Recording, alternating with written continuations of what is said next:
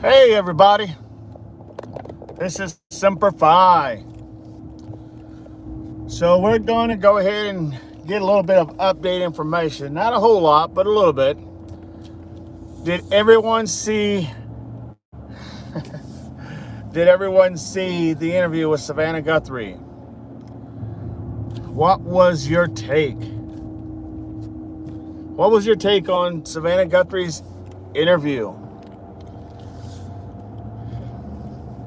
If you are listening, this is for everybody to have that conversation. What was your all's take on Savannah Guthrie's interview?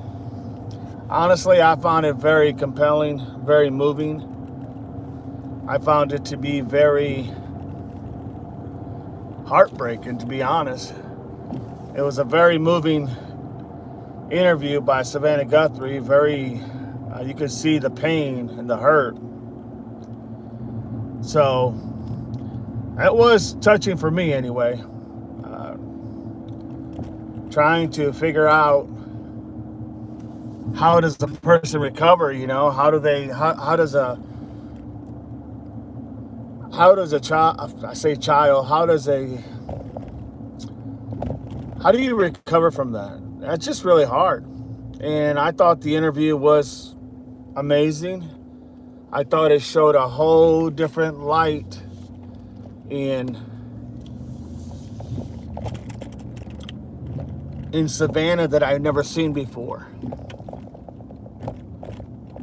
Thank you so much. Appreciate you watching. Thank you. So, the idea that she was able to really pour out her heart and soul, I tell you what, I was never really a big Today Show person. I didn't really, I watched other shows, in the morning, but I could tell you what, there's a new sense of love and appreciation for Savannah for what her and her family has gone through. No doubt about it. Corey in the house. Ohio, Corey, Ohio. Corey says hi.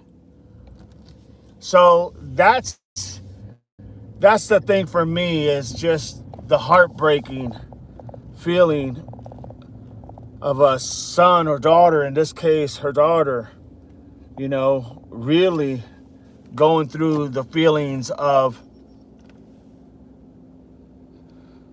losing a parent like that. I mean, it's one thing when you lose a parent, for reasons of sicknesses, but to lose a parent like that, it's got to be very difficult. No doubt about it. Give me a second.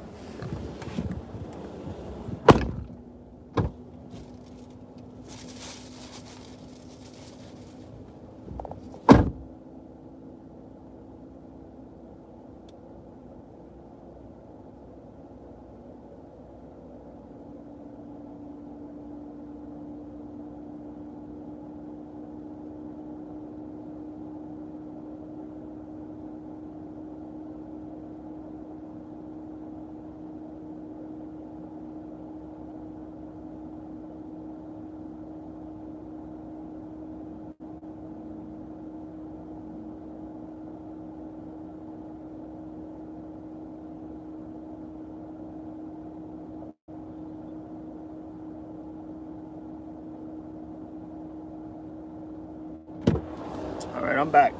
So it was very moving, not gonna lie. And I just never really watched a lot of the Today Show, but I will now. Felden, hey, you don't want to be here? That's cool, man. Felden, Ohio is famous for what? Well, it's the Buckeye State. state bird, the cardinal. It's famous for a lot of things, actually.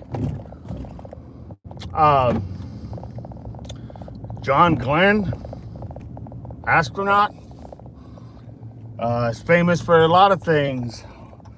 Wright-Patterson Air Force Base. I'm not talking about all that stuff, though. I'm talking about Nancy Guthrie, Savannah Guthrie, how she handled herself in that interview. That's what I'm here for. So, we did find something new, though, in hearing Savannah's interview with Hoda, one of her co-hosts of the past. And one of the things we find out is that Nancy Guthrie was abducted, more than likely from the back door. And the reason I say that is because when Annie Guthrie had called Savannah, she had stated that when she came in to see, why they couldn't get a hold of her mom, she realized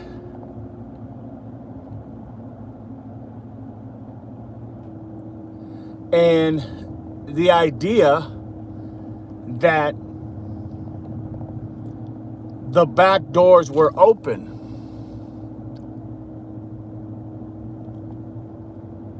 You don't know what a Buckeye is. I am from Ohio. Yeah. Well, I'm from Ohio. Born and raised. I'm sure I'm a hell of a lot older than you, but nevertheless, we're not talking about me. We're talking about Savannah. We're talking about Nancy. Where is Nancy?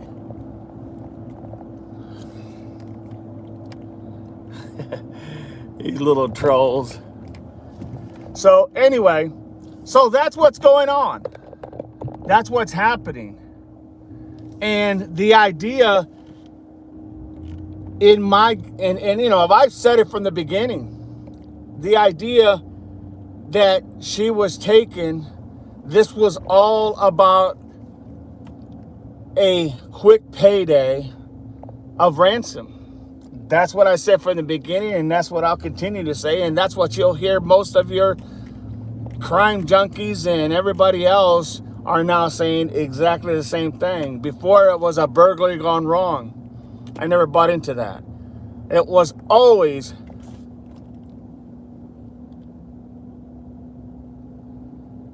so the idea that I believe, as a previous law enforcement officer for almost 20 years, this was literally an abduction for ransom. And it may have went wrong, unfortunately. That's the sad thing. So, that's where we're at. And to know that Savannah had said that her mom was taken from her home without her shoes tells me the timeline could be off a little bit as far as how quick they were there, how long they were there. Because in my opinion, they must have grabbed her, threw her over the shoulder. There was a scuffle probably in the middle of all that because she was sleeping. And you know how you get when you're sleeping. You're very lethargic. You don't know what the heck's going on. And next thing you know, something could have happened in that moment, at which point in time they threw over the shoulder and they were gone. And there was no wheelbarrow, in my opinion. There was no wheelbarrow. There was no trash can. There was none of that, in my opinion. So, that's where we're at. Savannah gave us that information. Savannah gave us literally that information. The idea that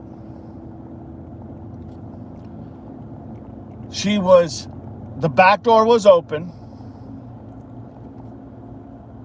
left open when Annie got there, and the idea that she didn't take her shoes Now, Savannah said, if I'm not mistaken, she was wearing her pajamas. We're just assuming that, okay, she was wearing her pajamas. It was morning. I mean, she was sleeping. But in that same token, this was a quick extraction. That I can tell you. As a law enforcement officer who has literally done cases, that I can tell you. So, being said that, that's what's going on. That's what's happening. And those are important. Those are very important key little information, because up until this point, we weren't sure if they came out through the front door. We weren't sure, did they go through the back door? You know, but by the suggestions of what was left behind, it almost gives the indication that she was grabbed, thrown over the shoulder, and carried out. I mean, makes sense to me. Makes perfectly sense. So, the other thing is that this was probably done, and I still think it was done by 3 people of interest, 3 suspects, 3 perps. That's what I think happened.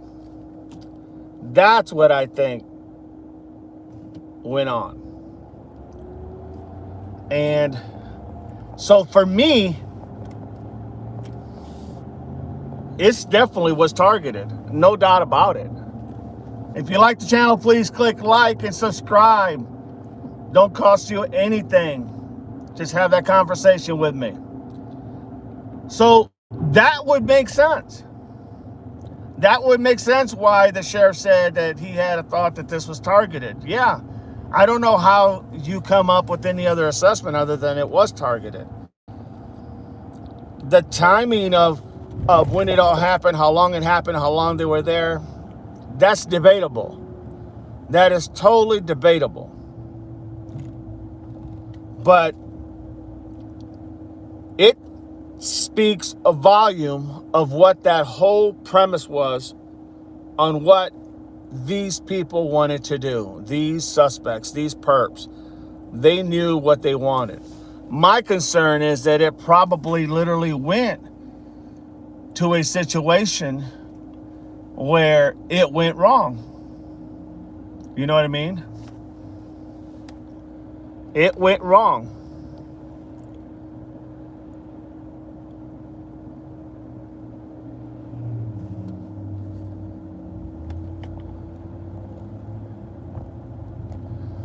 So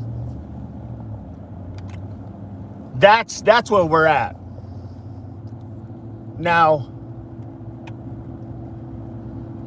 you know, you always get trolls in here, and I'm sure it has something to do with other people who may or may not have gone through some scenarios in their own world, like domestic violences or other things in life. And so they want to get back because they don't like the truth, but it doesn't matter.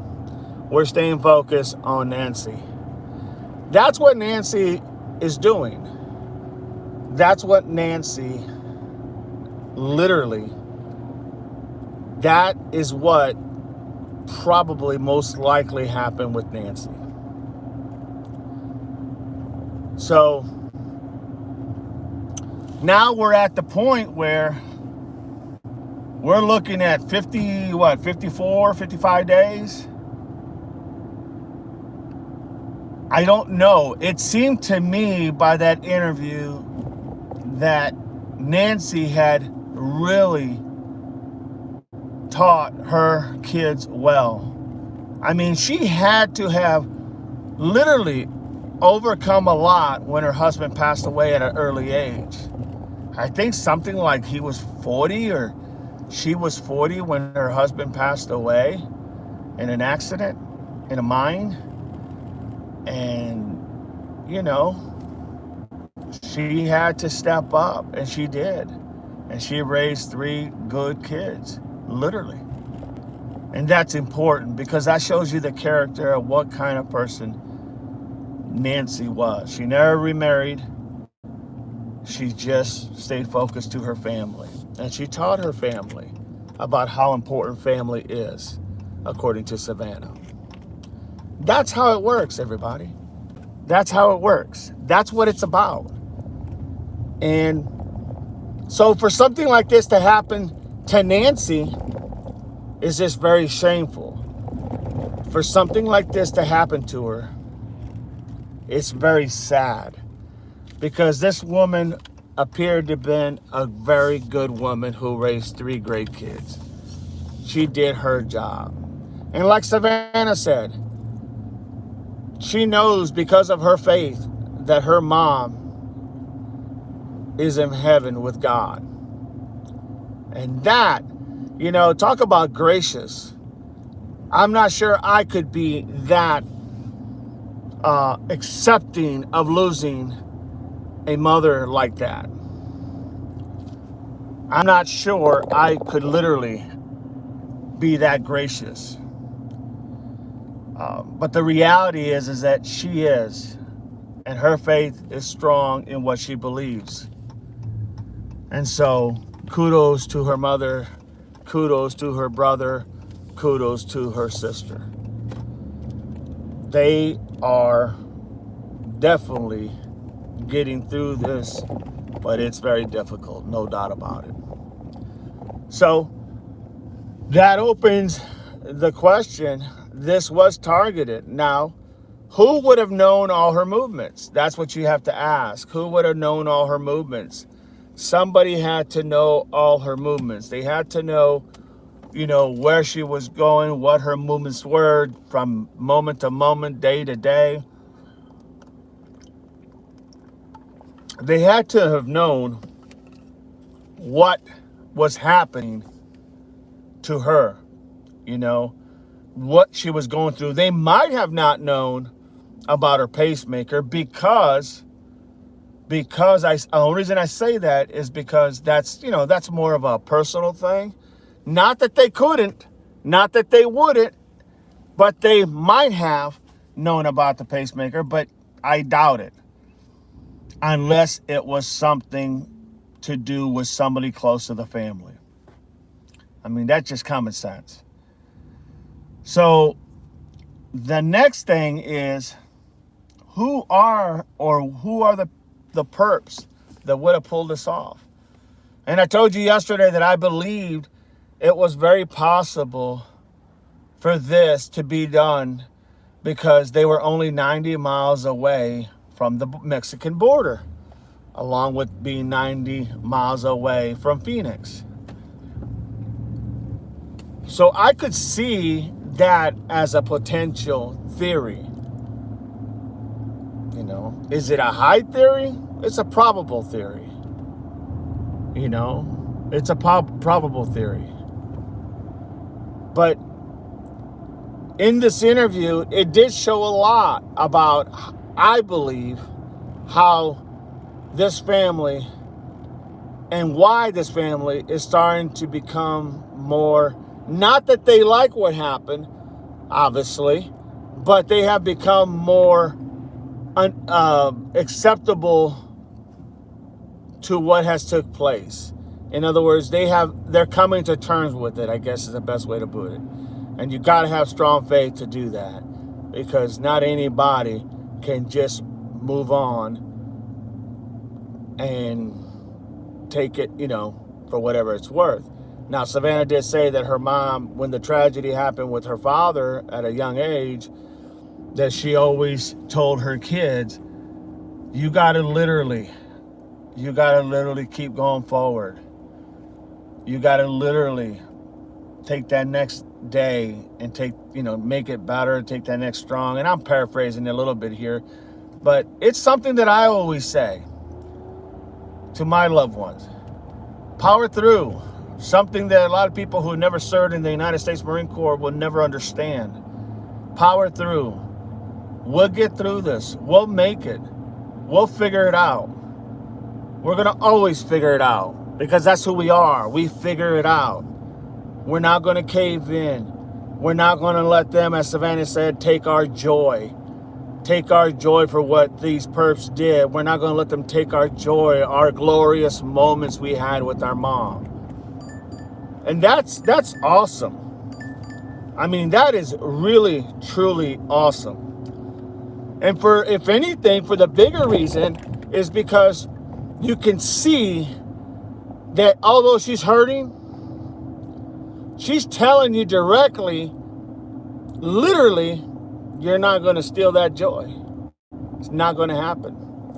Because at the end of the day, just like she said, she believed she heard that voice inside from God telling her, you know where your mom is.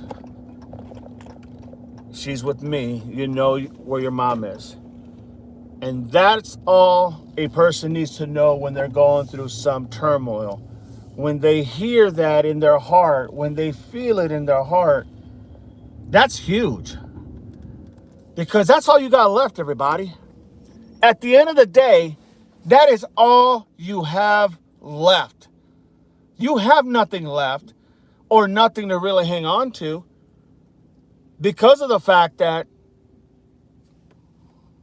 when all the chips are down and everything looks against you, who are you going to go to?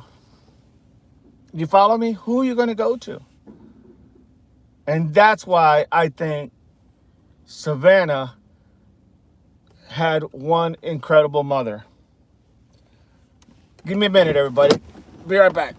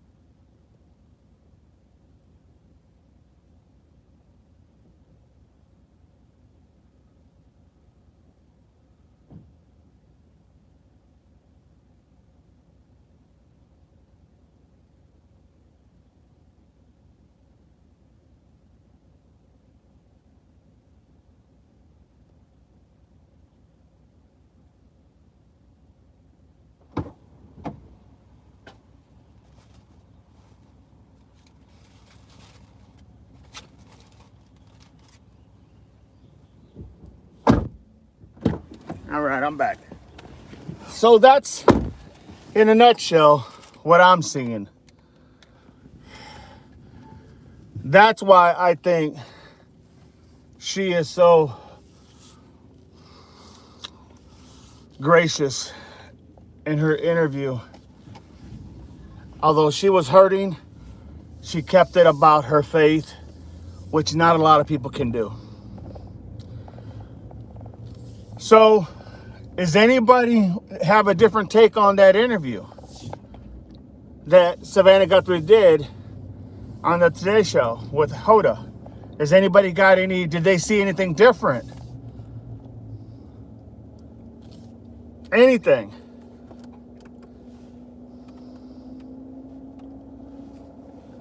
I mean, I really, I'll be honest, I am literally going to probably follow Savannah and the Today Show because, you know, you can see a lot of love there. You can see a well person who was taught very well by a mother who had to raise two teenagers and a young, or one adult and two teenagers all by herself. It's just remarkable. Does anybody else have a take on that interview?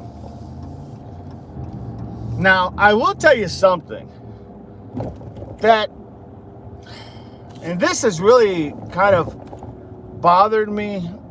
I don't know how to get this out. I think that we need to let the FBI do their job. And if the Pima County Sheriff is working with them, we need to let them do their job. I don't think we can ever make it about what we want to go ahead and cover as far as news or as far as, reporting what happened, trying to make this sound so exciting. I think the family is ready to say, just let the police do their job and move on from our mother's home. That's what the sense that I'm getting, honestly. Instead of people going there constantly and videoing the house and waiting, I mean, that would bring up a lot of, in my opinion, that would bring up a lot of memories, if you will. And I think we're at a point now where there's nothing new. You're not going to see something come out of the ground, in my opinion, at Nancy Guthrie's house. No flyer is going to go ahead and literally, no flyer, handing out flyers there is going to change the fact of what has happened. I mean, you're not going to find the perp with that flyer. You're not going to find, more than likely, Nancy dealing with by going to the homeless shelters and whatnot. I think that ship has sailed, and I think the family has come to terms with that, to be honest, in my honest opinion. Hi, Gene. How are you doing? Good to have you. Appreciate you being here. So, the days of covering and media and outside the door and watching every little movement and not letting these people just grieve and get through their process. I don't know. I don't know if I subscribe to that anymore, as far as that there still has to be all these, the few left people that are in front of her house. I don't know. I can see why that's getting very annoying and disturbing.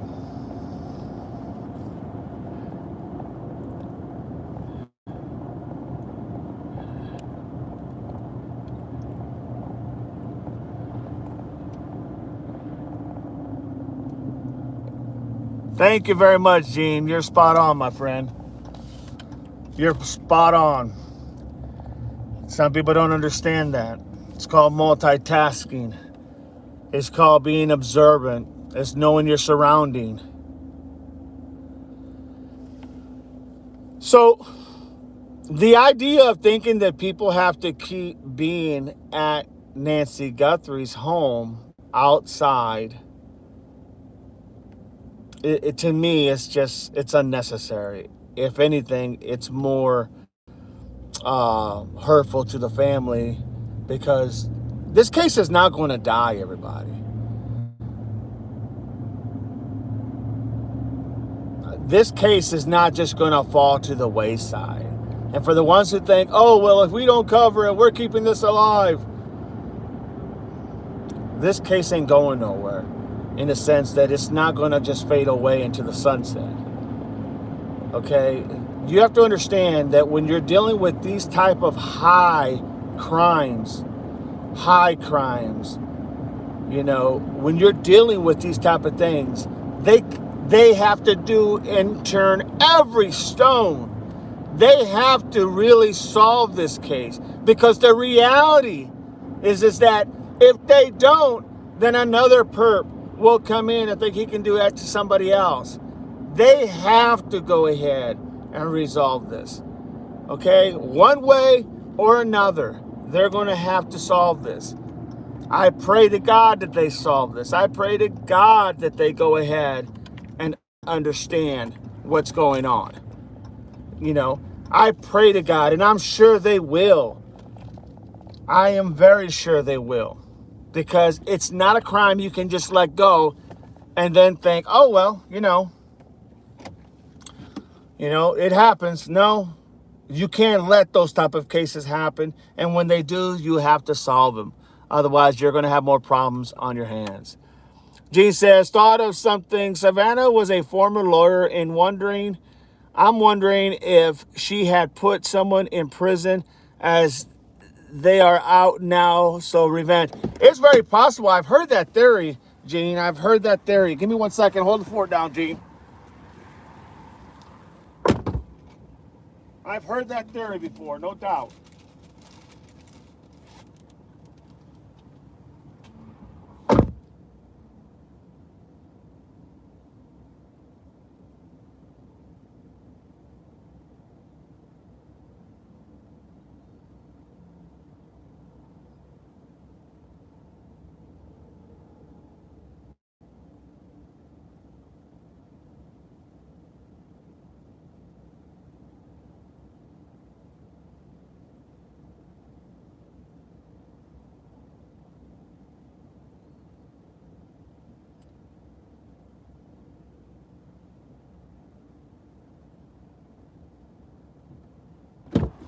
So I have heard that theory, Gene, and I know exactly what you're saying.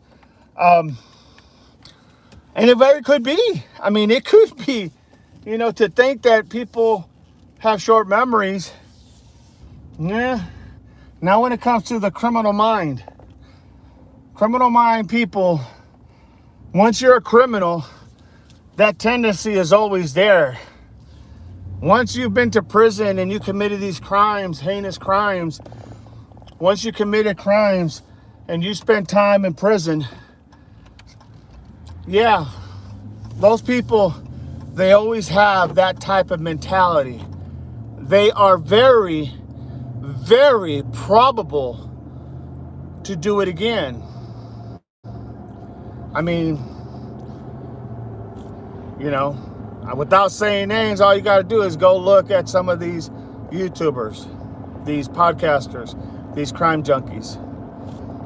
Just saying it for what it is. Once you got that DNA that you like that type of rush and those type of crimes, I could see that. I could very much see that.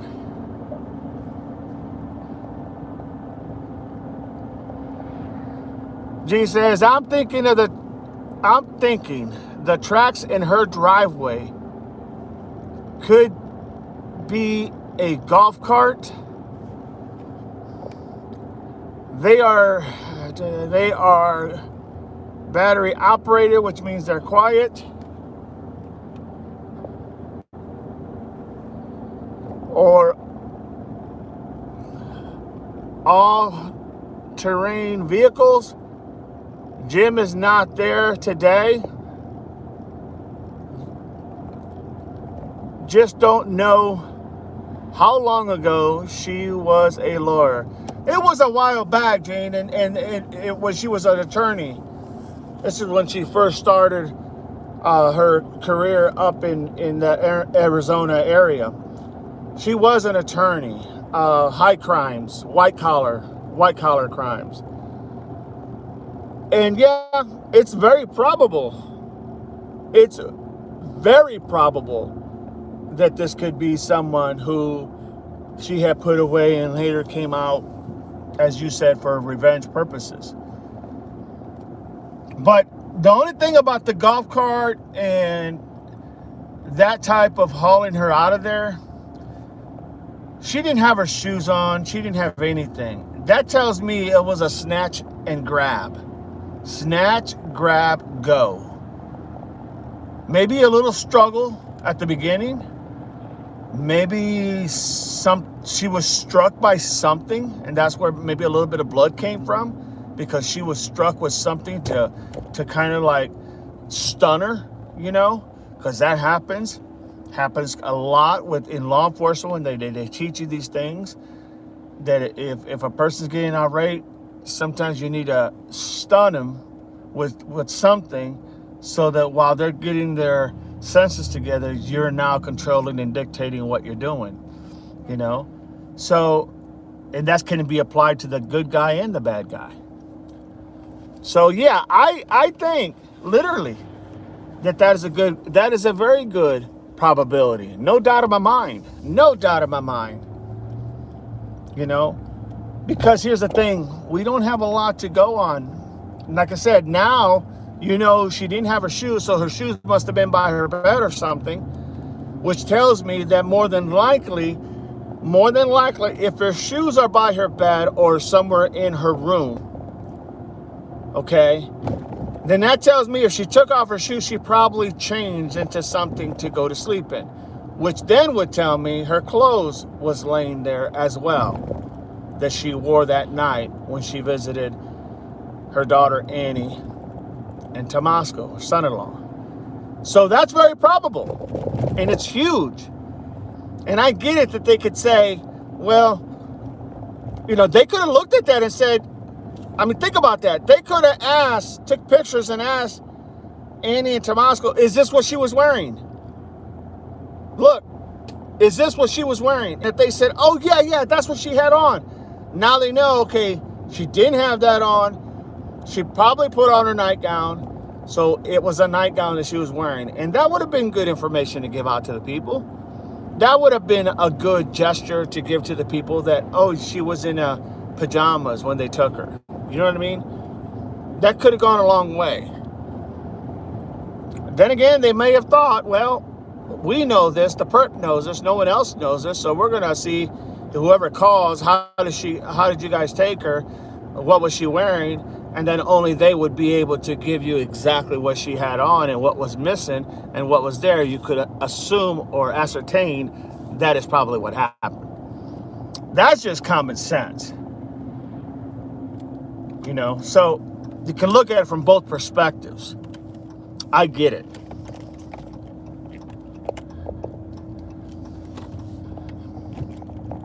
And now that Nanos might be leaving, could the Guthrie family request just the FBI take over? Well, the FBI is going to take over irregardless. The FBI is going to take over. That's for sure. Matter of fact, they're leading most of this investigation. There is a couple of deputies that are what they call assigned to this case, but they're assigned to assist, literally to assist the FBI because it happened in their backyard. And so they're going to give, you know, basically a couple of manpower, a couple people for manpower. And then with, I believe, the 4 FBI agents, you got a 6-man team or a 6-man, 6-women team. And that's how it usually works. Okay, that is how it usually works. Jim got out there today. He will be searching. Yes, Jim, I tell you what, I give that man a lot of kudos. Very, very, I follow him, and I think he's just a great guy. I think that that man puts, how do they say, put your money where your mouth is? That man does it. He does it. He just doesn't come out here from California. He goes out there looking for her. He brings his bike. He brings his, you know, his truck with his dirt bike. He literally gets out. If you're going to say who is searching for Nancy, you say Jim is searching for Nancy. Kudos to him. That is what searching is called. That is what searching is all about. Not just focusing on a house where the person was missing, because it's obvious the person's not there. You know what I mean? But that's awesome to hear. I can't wait to watch some of his stuff.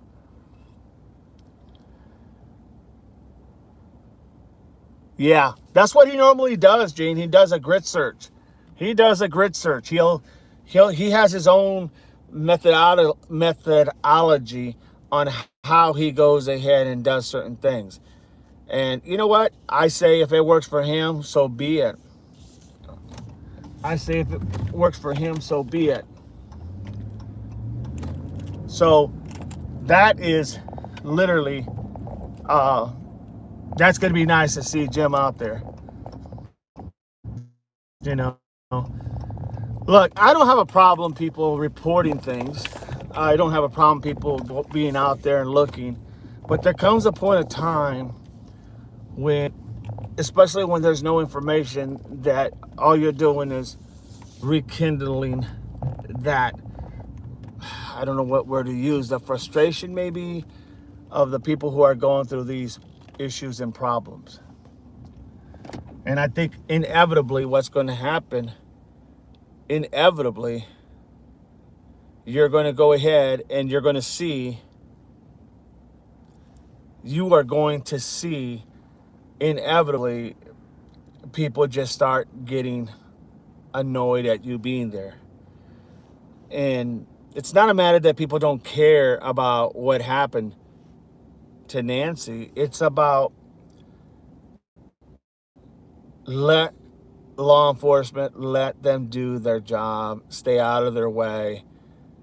I'm telling you, this case will eventually get solved because they have to solve it. It's too high of a crime case to just let go. And with our technology today, it just doesn't work. It literally just doesn't work.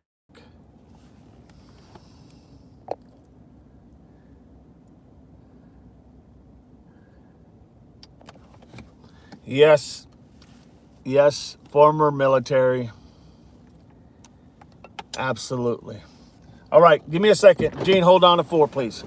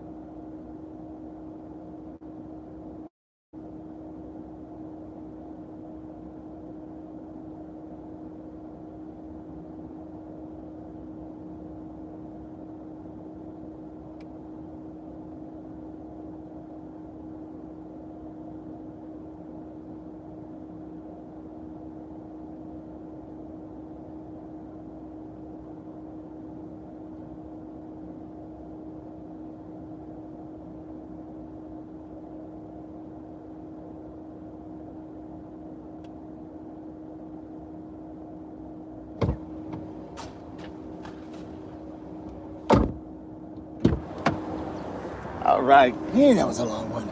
All right, Gene, I'm back. All right. If you like this live, please subscribe. Let's have that conversation.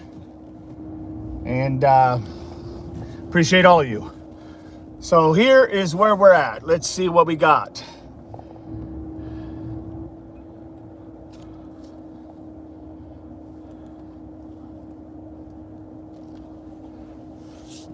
Thank you so much, Gene, for asking those questions. I appreciate you, bud. Thank you. The lady host on the Today Show was a white-collar crime defense attorney for 2 years. Correct. Was she a defense lawyer, or was she... you know what? Maybe she was a defense lawyer. I thought she weren't putting people of white-collar crime behind bars. But I could be wrong. I probably am wrong.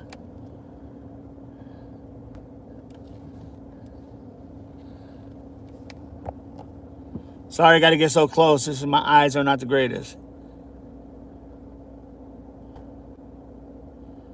The Jersey Lady. Thank you for that comment, Jersey Lady. Good to have you. Sorry, I got to squint. I forgot my glasses again. When I don't have my glasses, man, it makes it rough to see.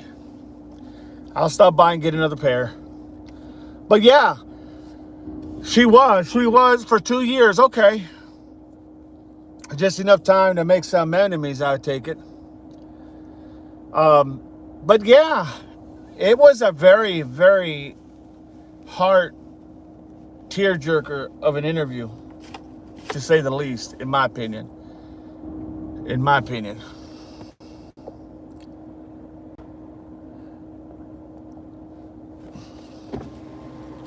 He was saying that he's not saying anything anymore because the one day he was going off about stuff, and at the end of it, he called my wife a crazy bitch, and I went off on him. Oh, I did not know that. He said he's not saying anything. I did not know that. Thanks for letting me know, brother. Have a good You one. be safe. The lady host on the Today Show, a white collar, yes. I just looked it up on the site and definitely said defense. Okay, thank you so much for that. Appreciate that, Jersey girl. Appreciate that big time. She says, guy may have got a good income. Guy might not got a good outcome. I mean, yeah, very true. Very true, Gene. Very true. And thank you again, Jersey girl. I appreciate that. Yeah, I mean, look, it's not easy to figure out how this all works, right? It is hard because there's so many plausible theories that could have happened here. And the idea, trying to put myself in that situation as how would I handle a crime like that? I mean, like I told you guys before, there's a lot of things I would have done different. But it's easy for me to sit back here, once working for many years in law enforcement, doing cases, and then it's easy to see where the mistakes made, because at real time, mistakes are always made on real time, because no one's perfect. That's just a fact. No one's perfect. So that is why I say trying to figure out putting the pieces together. Now, I tell you, I still have my maybe one or two suspects that I believe literally are a part of this in somehow, shape, or form. I just can't got that information I've been searching, that information I've been looking for, that information that to me would speak volume. I haven't seen it, and nor have I heard anybody talk about it. So therefore, I'm over here like, okay, you know.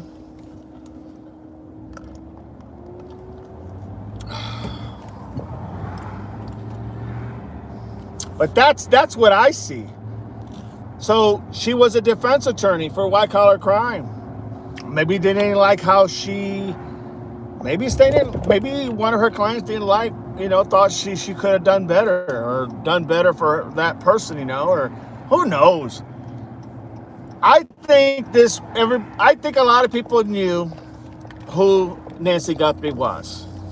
And I think a lot of people knew that this, because of her age, because of her condition, that this could be an easy, quick payday, ransom, get your money, let her go, everybody moves on. I could see how that would be something a perp would think.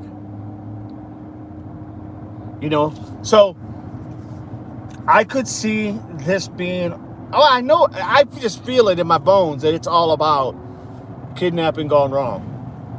Once, and I hate to say it, but once she became unalive, that's where everything becomes complicated, because now you're changing whatever you had said,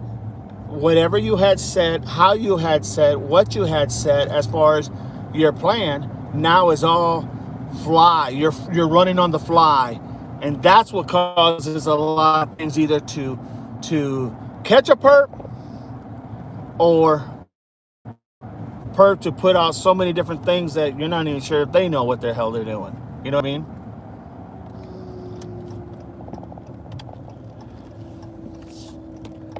Okay, I can see that they didn't like what she did. This the only thing if it's a defense attorney, that's what I would think, in all honesty. That's what I would think. Because that's the only thing a defense attorney would be like, well, you didn't fight for me hard enough, or you could have done certain things, or you told me I wasn't going to go ahead and be found guilty, and now look at me. Or you let my dad or my mother or whatever go to prison because you didn't fight hard enough. You just, blah, blah, blah, blah, blah, blah, blah. I could see that. But I still got some perps in my mind, Jersey lady. I still got some perps in my mind. Hold the floor down for me, Gene. Please.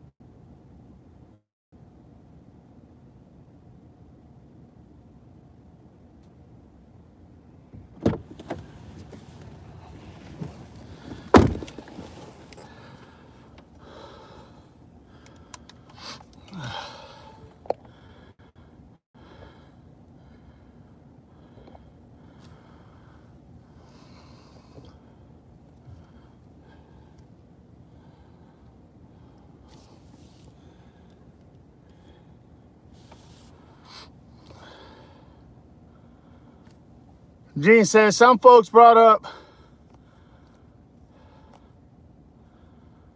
how weird it was what Savannah's brother said to her when, you know, I think in the heat of the moment, people say anything.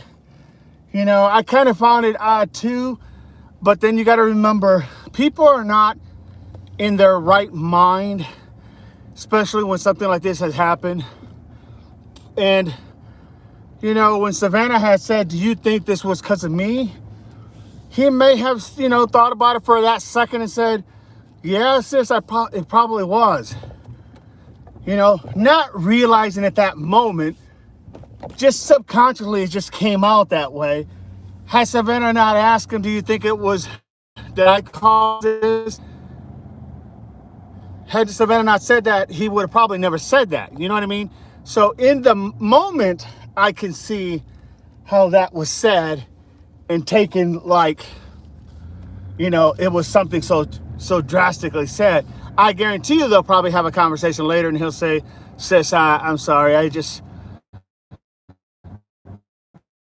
you know, I was thinking of what you said and I thought, yeah, but then it, you know, once you stop and think, I don't really believe that he feels that. It's just my opinion.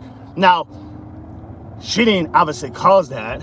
And maybe the words were kind of like, well, not thought of, if you will.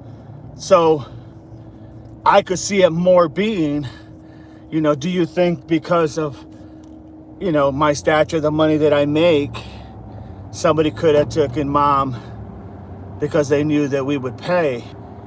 You know, you see what I mean? So, but at the time when everything is hot and heavy and blurry and no one knows anything, yeah, people say things without even thinking and then later only to realize, man, that didn't sound right. So, yeah, I do. But I don't think anybody should hold any water to that because, once again, they're just going through this big scenario, big situation.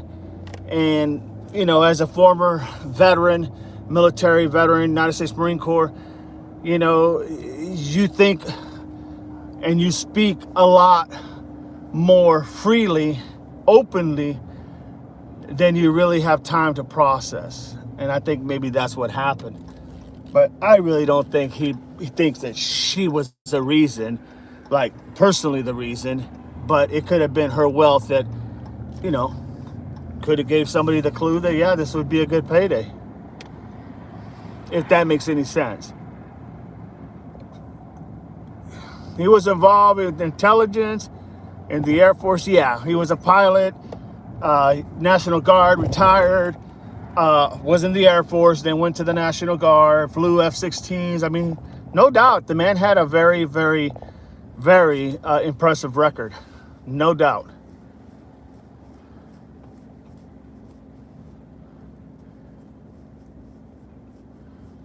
And Jersey lady says, yes, that does seem strange about the brother. I mean, I can see how people could think that, honestly. He was involved with intelligence. Maybe he knows something. It's possible. I mean, it really is possible. I have to pull this closer. The Jersey lady says, I'm sorry, Strong. This is Strong. Strong says, I am sure that both Savannah and her brother have their own private investigators going on. There is no way on this planet that Cameron is not actively involved looking for his money. No doubt, no doubt. Well said, Strong. Well said. I agree with that 110%. Especially when he comes from a background of that, right? He's going to, kind of like what I'm doing as a law enforcement. I'm trying to give you guys how I would do things, how I would see things, how I would investigate things because of my experience. Well, his experience with intelligence, he knows how to gather information. So there's no doubt in my mind that he's not involved and or has people looking to try to piece together this puzzle, because as a son as someone who has that training and that knowledge, yeah, he's definitely gonna be trying to figure out what happened. In my opinion.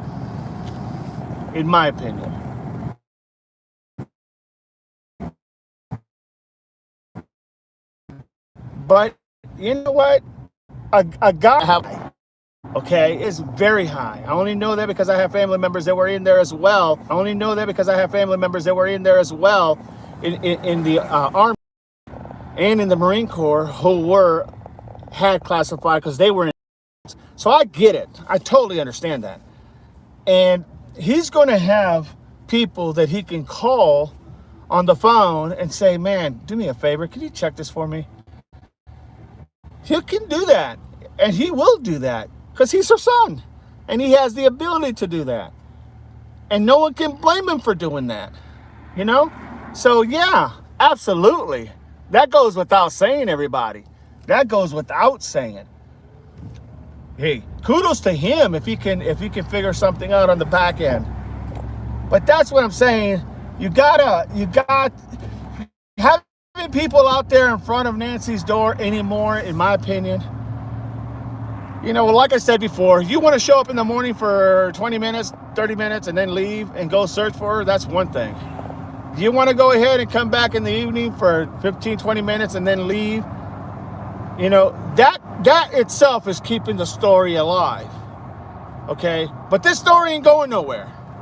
And if you feel that you have to capture every moment of the backdrop, well, I think that's a little bit too much.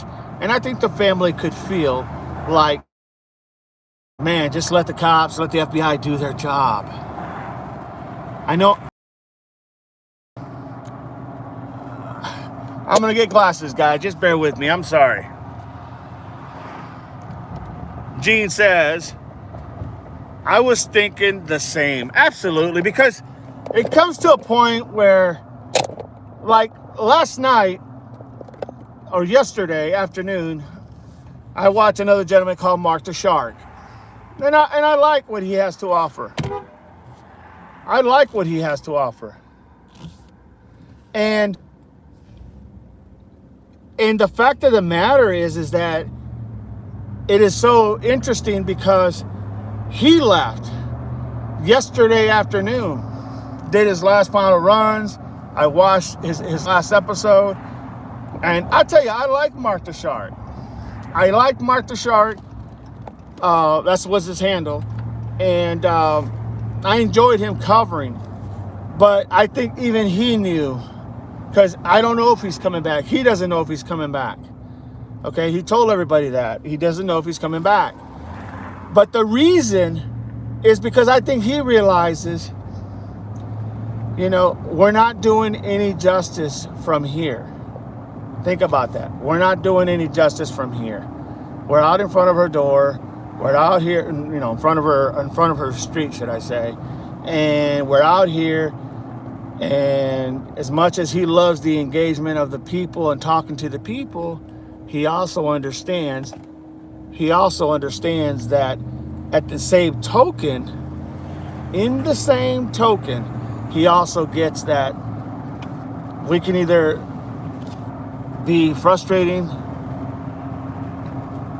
Nancy's children by constantly being here as a reminder, or we can go ahead and move on. We're not getting no information here. You know what I mean? And you can only fly your drone so much above to see what's there, right? So I think it's safe to say that place, that around her house, has been covered pretty good.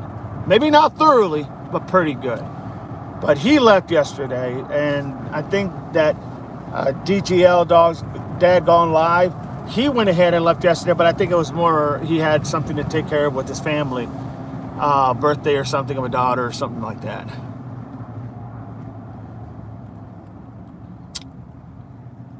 The Jersey lady says he went home because there is a yes. But he did. Let me clarify. He did go home because his uncle passed away. And he had to get back for the funeral that I believe is on the 1st or something like that. But yes, you're right about that. But he also said he wasn't sure if he was coming back because I believe he knows that there's nothing there no more, right? We just don't have any information, and the only information, literally, that he's going to have, they're going to get, that people are going to get, is when they actually catch the perp or they arrest somebody. And you're not going to see that. You're not going to hear about it. You're not going to hear the lead up potential to it. When next big information you get, make no mistake, it's going to be breaking news. A suspect has been arrested in the case of Nancy Guthrie. That's what you're going to hear. There is nothing else that they can tell you, nothing that they're going to be able to give you that's going to merit like a build up to another build up. We're done with the build up. It's going to be either we have it or we don't. That's it. It's just that simple. But you're right. He went back because of a funeral. He did not want to leave, but he also stated he wasn't sure if he wanted to come back. He didn't know if he was going to come back because he just didn't know what the future plans were. That, reading into that, tells me there's just not a lot here left, you know? Now, would he come back if they caught the perp? I'm sure he would. I'm sure you'll see every cameraman out here coming back, you know? All these news people and outlets and all these people, all these crime junkies, they'll all come back if they catch somebody. But I think that's what you're going to see next is going to be breaking news. A suspect has been arrested in the possibility of abducting Nancy Guthrie. So then we're going to go from where we're at now to literally the big enchilada. Because there's nothing in the middle. They're not going to say, oh, we're looking for somebody who this or that. That's, I'm telling you, that ship has sailed. What you're going to find is literally the big nugget that everybody's been waiting for, that they have been preventing or not telling us about. Just saying. That's just my opinion.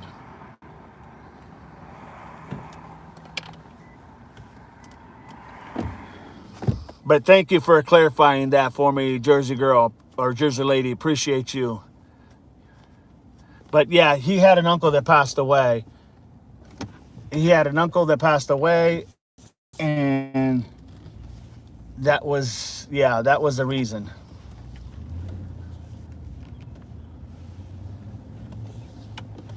All right.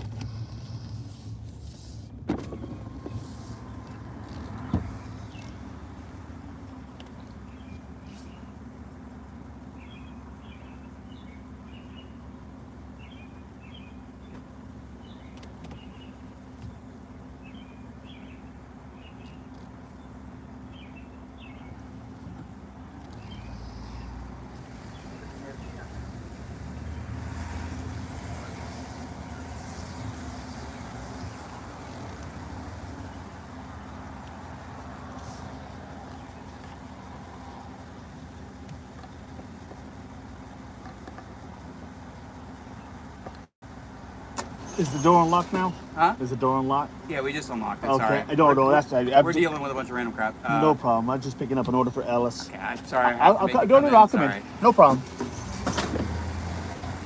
So that would be my take, everybody. You know, the next big thing you're going to hear and you're going to see is the big nugget.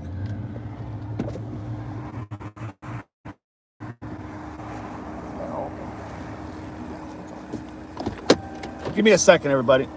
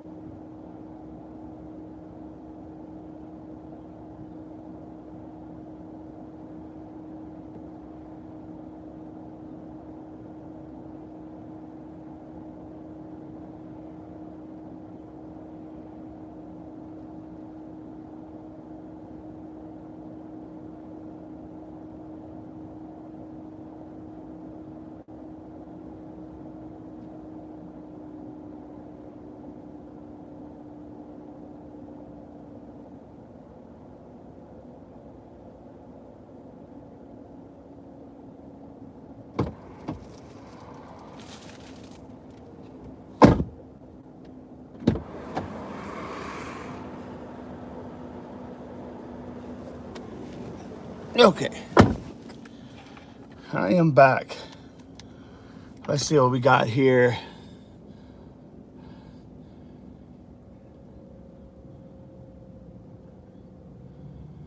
Jim says he has Jersey lady says Jim says he has moved on to grid search. So he's already started his grid search. Jersey lady.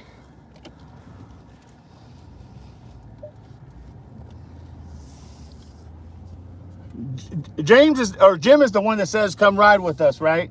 Come ride with me, Jim. I'm almost positive that's the one with the motorcycle.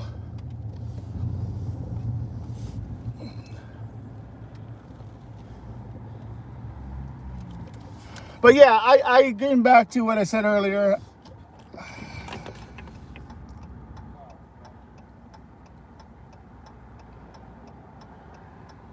Getting what I said earlier, I do believe that that's what you're going to hear next. You're going to hear the big breaking news. Whenever that is. I can't say when, but whenever that is, you're going to hear it. Okay, thank you, Jersey lady. I appreciate you. Thank you so much. So yeah, that's where we're at. I mean, you know, I really found the interview with Savannah very how can I say, very inspiring, very you know, tearjerker, but very loving. And I'll be honest, you know, Today Show just gained a viewer because I will watch the Today Show because there was a lot of class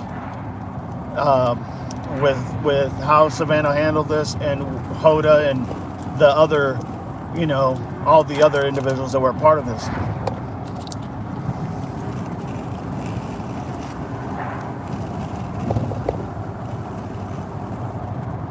Anybody else has any opinions on what their take is? What was your take on the interview?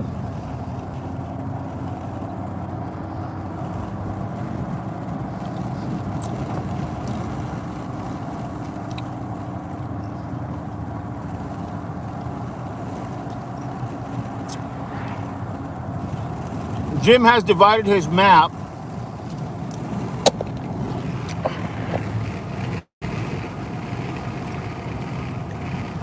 Jersey Lady 1 says Jim has divided his map with 2 mile by 2 miles sections. Awesome. Awesome.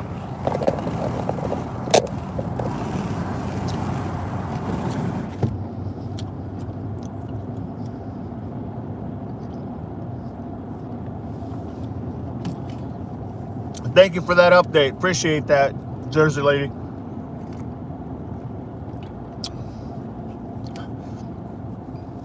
But that's the thing that I have to ask myself. What is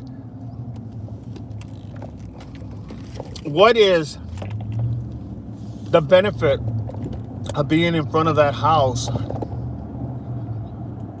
waiting for that? I mean, you know that when Cameron and Annie come to do whatever in that house, they're not going to talk to nobody. We know that. They're not going to give you an exclusive interview. You know, they just want to be able to do what they got to do, you know, take care of what they got to take care of. And then it just becomes they got to go ahead and make sure that, you know, they don't want to be bothered with interviews from people. And that was basically made clear even when Savannah and Annie and Cameron showed up for at the beginning when they did that little press conference thing. You know, the plea to the perp who took her. You know, they don't want to be. They just want law enforcement to do its job and catch the perps. That's it. That's it. It's that simple.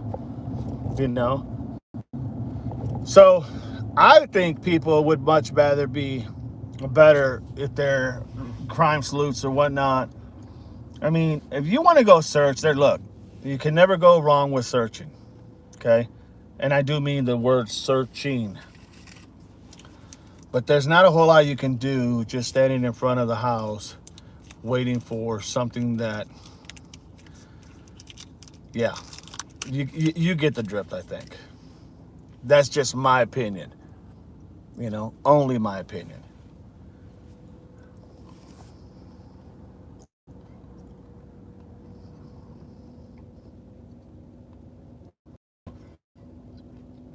So the other thing is, and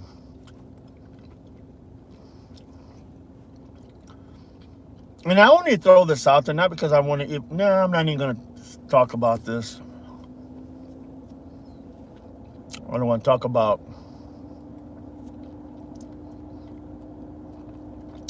about, is this a distraction or not? Let's just keep it on Nancy.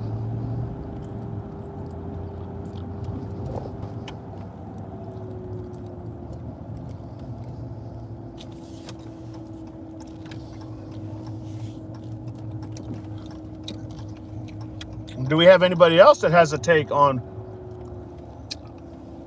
maybe why and how come?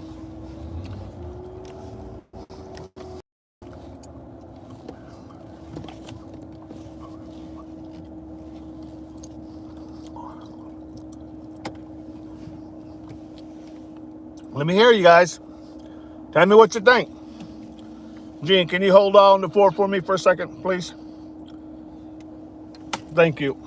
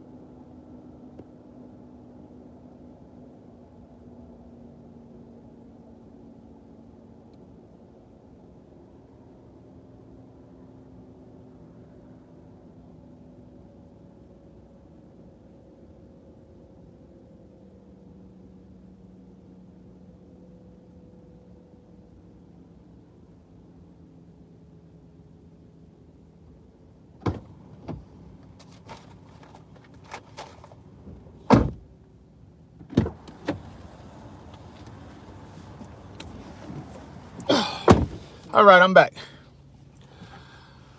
Let's see. So that's where we're at right now, currently. So, I mean, I want to go back to some things that we talked about as potential persons of interest. Have anybody heard or know what exact date that Luke Daly crashed his blue vehicle? What date did that happen? Does anybody got any information on that was eventually picked up by, in orders of the insurance company to declare it a total loss? Does anybody know what the exact date of that is? Because I couldn't find that, and I'm still searching for that.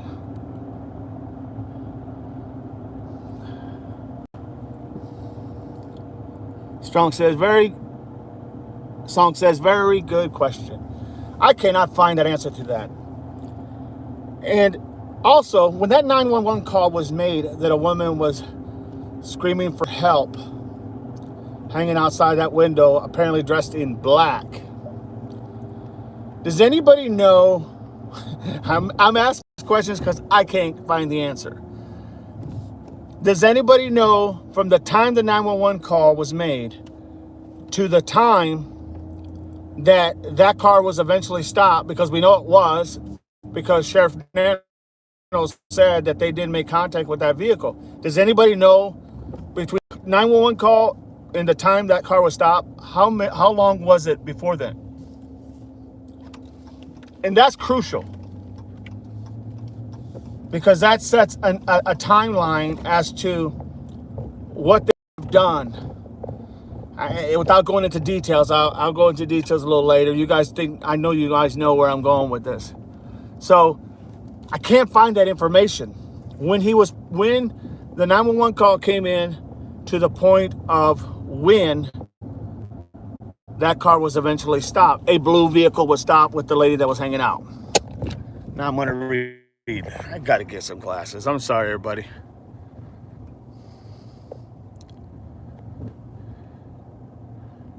Which vehicle did they have a yellow tarp by early on the day? We're pulling something out of the back.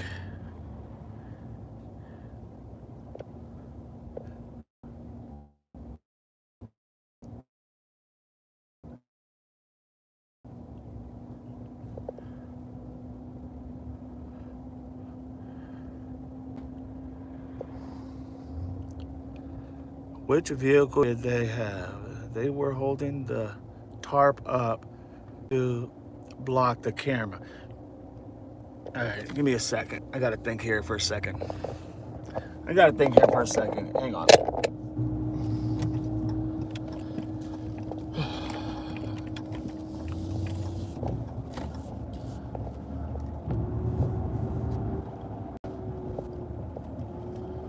Think here for a second. All right.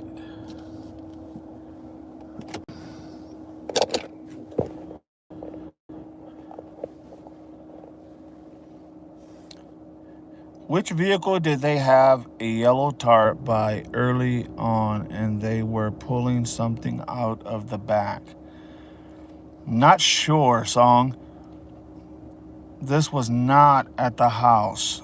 They were holding the tarp up to block the cameras. I'm not really sure, to be honest. The car that I'm looking for is a blue Charger. A blue Charger.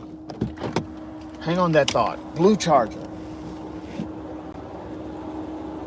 It was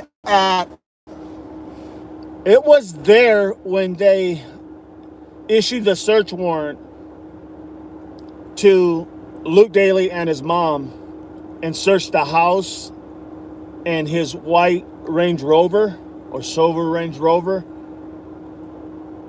It was at that time, that car was still there covered with a tarp.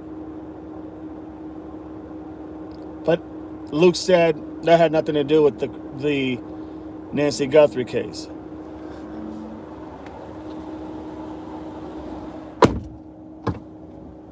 Luke said that. That had nothing to do. Not the police, Luke.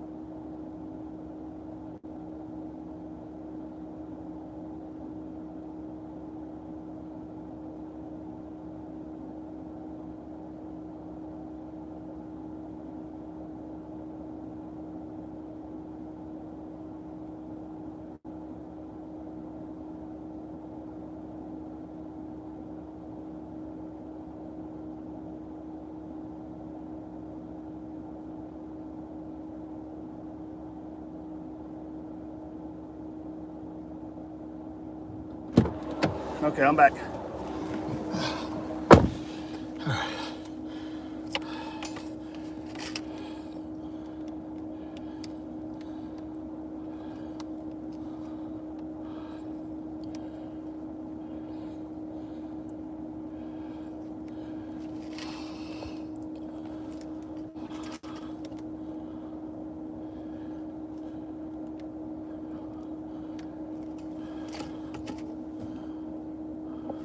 Okay, I appreciate that song.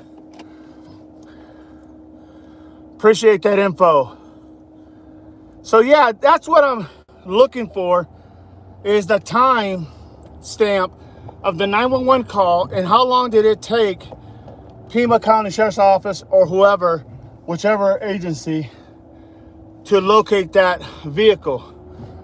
Because they did say they located the vehicle and they made contact. It'd be nice to know how many people were in there too at the time.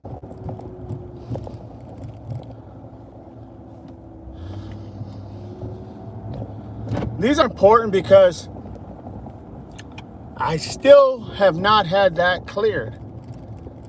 And I don't understand, you know, they said right out the get-go that this had nothing to do with Nancy Guthrie.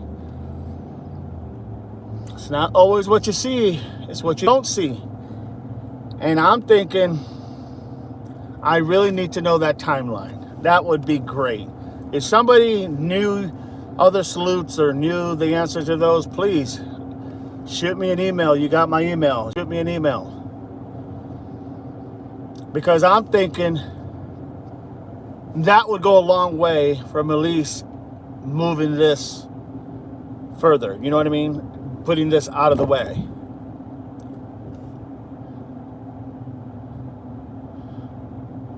So I would love to know, and I haven't heard anybody talk about this. I haven't heard anybody even show this, so I wouldn't be any different.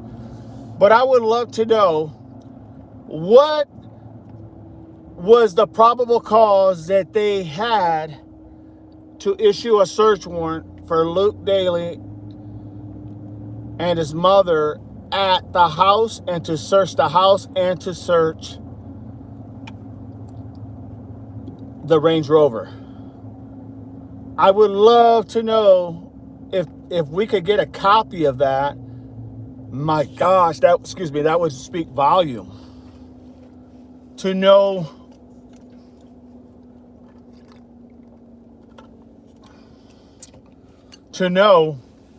because you got to have some credible information to be able to go ahead and literally issue a search warrant.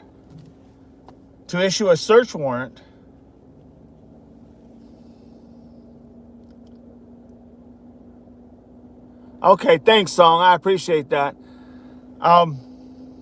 Song says, I just read that they use the tarp to block the view of the back of the Range Rover in case there was a body in it or whatnot.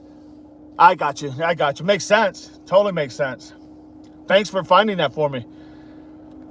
But I would like to know, what was the probable cause that they used to have a judge sign a search warrant for the property of Luke and his mother and to search the vehicle.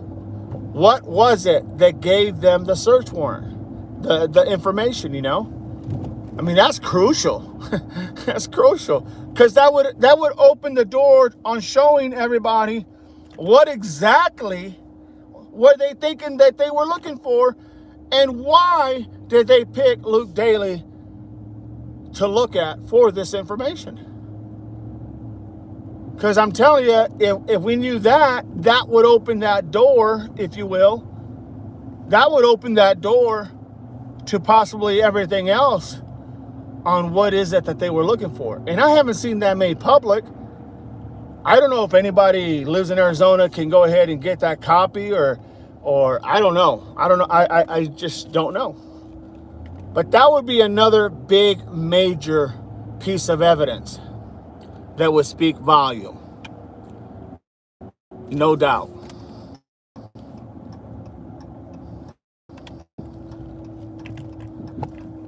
I believe he is. Song, I believe he is on probation. Something about, I thought it was something to do with dealing drugs or selling drugs with that Kayla Day. Something to do with that at the Walmart parking lot. I'm almost positive. So yes, he was on probation. Give me a second. Hold on to 4, Gene, please.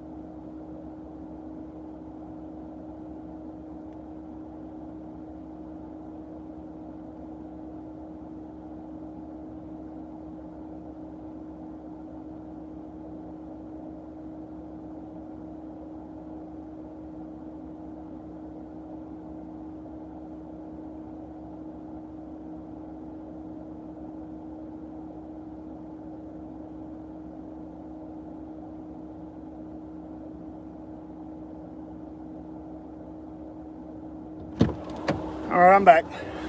I think what I'm going to do is I'm going to make a list. I'm going to make a list this weekend, maybe work on it tonight, and try to figure out everything that I need that is not making sense, and then just start checking it off as I go. And then it'd be easier for me to present to you all exactly what I have, because then, and I'm going to use strictly nothing but my policing skills as I would do as if I was investigating a case. You know what I mean?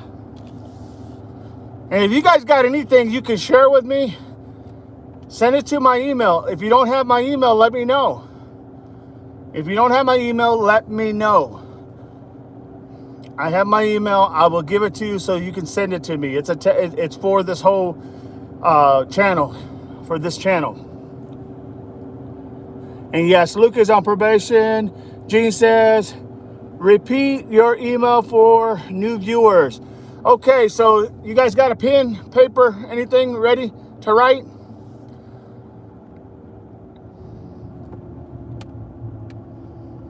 It's going to be M, also all lowercase, M as in Mary, V as in veteran, L as in Lincoln, E as in Edward, I as in Idaho.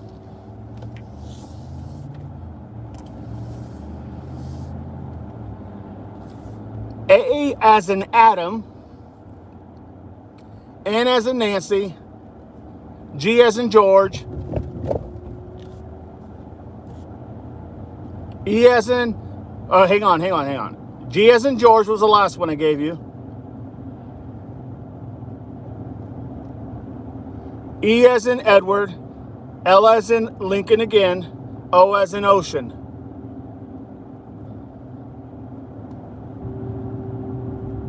At gmail.com. I hope you guys got that. If you want to put that up there, Gene, for me, I'm on the move. I would be really appreciated.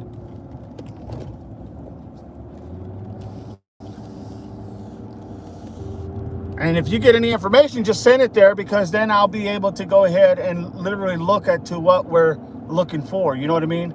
But I'm going to go ahead this weekend and I'm going to start writing everything down, just like if I was working the case. And I'm going to write down the things that just doesn't mean, it just doesn't mean,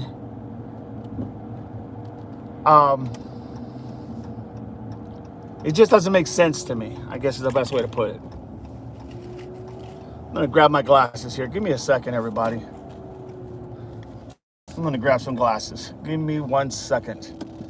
Be right back.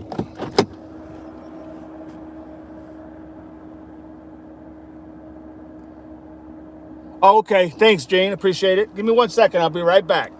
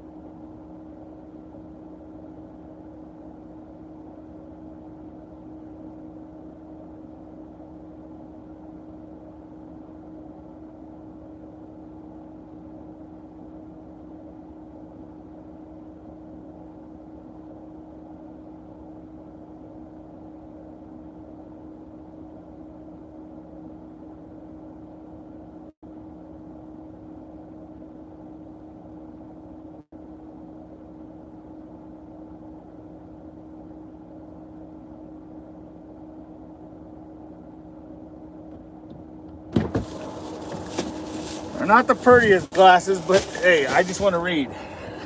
So bear with me. All right. What do we got? What do we got? All right.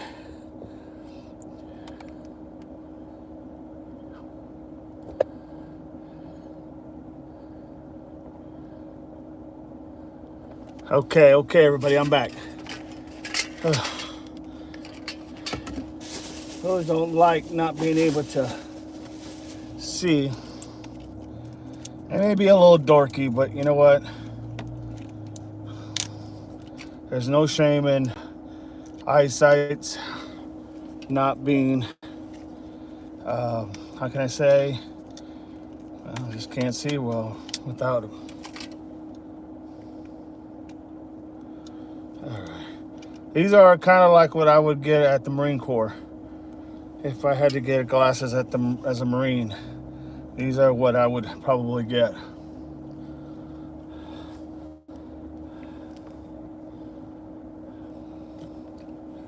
Much better. All right. I probably should have went with the 250.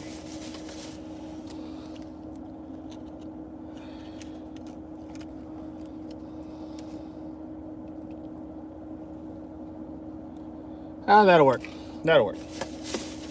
That will work.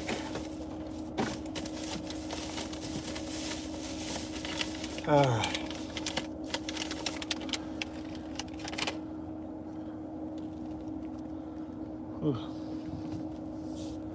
So that's where we're at. So here's the other thing. So the timeline is crucial to find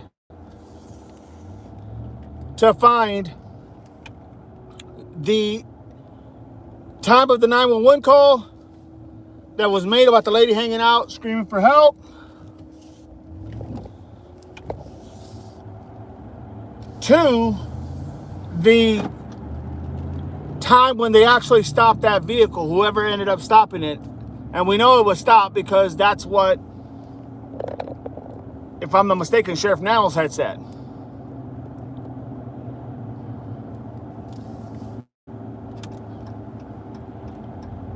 You know what I mean?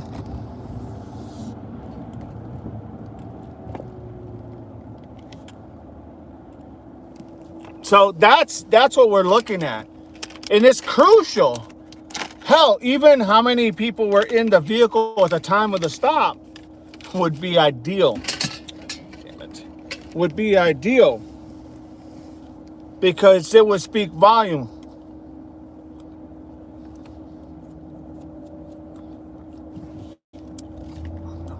It would speak volume. Because I got a theory about that too.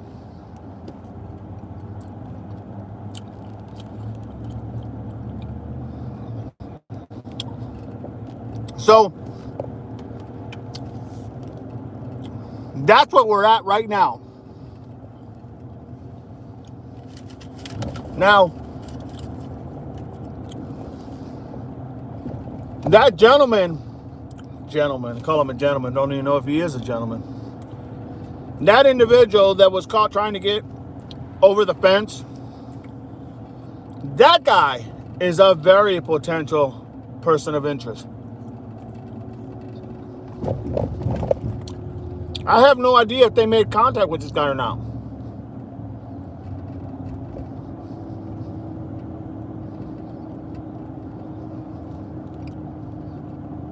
I have no clue.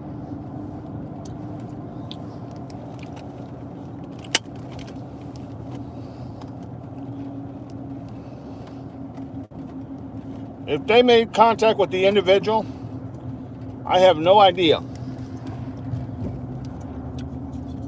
But that was not his house.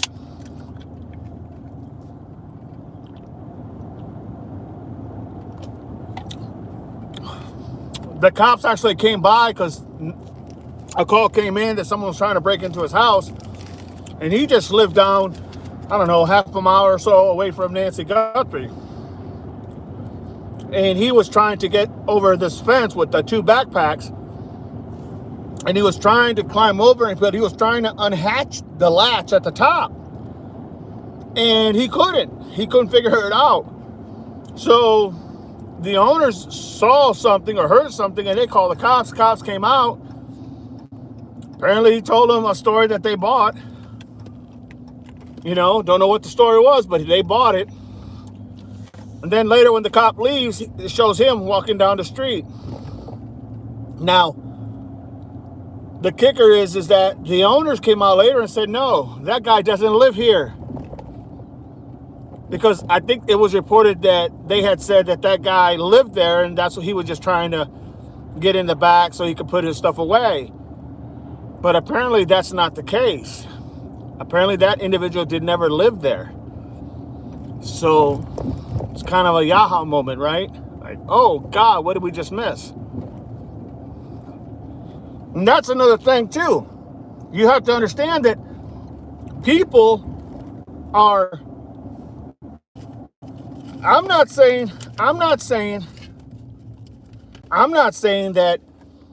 that I'm not saying that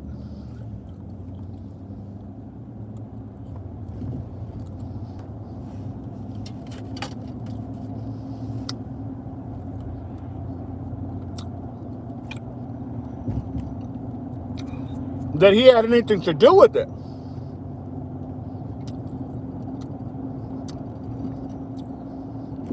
What I'm saying is that that's a person of interest. Hands down. Should have made contact with them. They should talk to him. They should find out what the hell he was doing. Why did he, if in fact he stated that he lived there, why did he state he lived there when he didn't? I mean, I'm just saying, those are big ass clues. You just cannot go. And the other thing I want to talk about is, so Mark the Shark yesterday, hope he doesn't mind me mentioning his name. If he does, I won't. But yesterday watching Mark the Shark, before he left,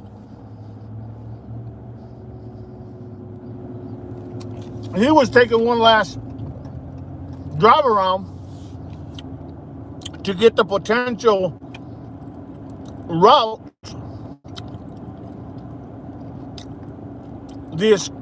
we call them escape routes, that the perp could have taken. Because up to this point, it was believed that there was only one way in and one way out, right? Come to find out, there is multiple ways out of that area of the Catalina foothills. Multiple. Which tells me that from Nancy's house, it's no telling which route the perp would have taken. Because there were so many that led to main roads.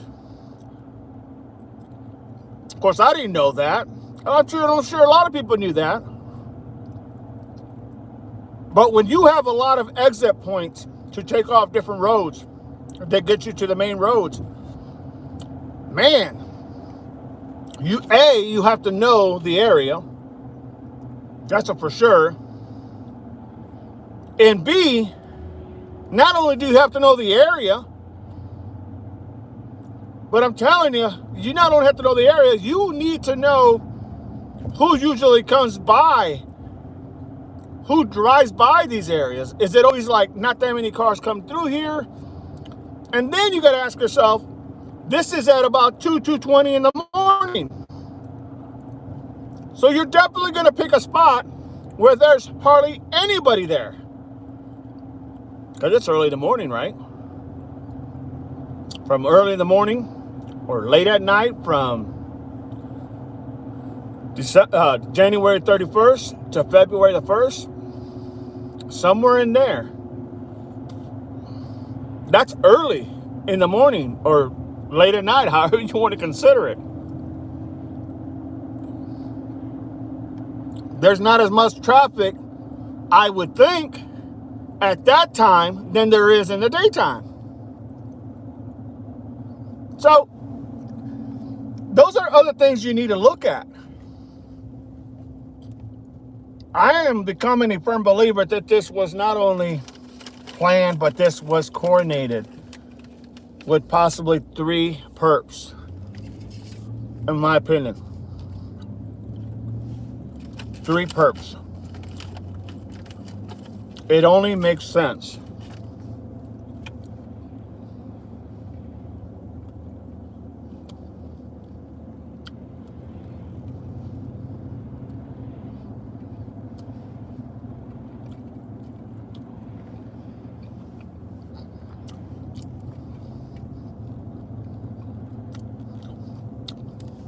I haven't ate anything. I'm just very hungry. Haven't ate anything.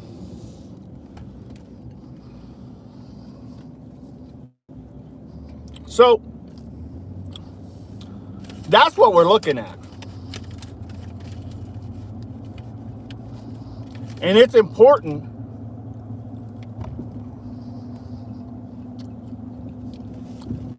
because those facts don't lie.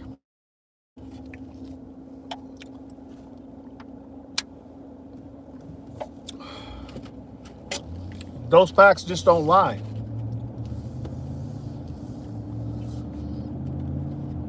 And it's very interesting to try to put that time frame together.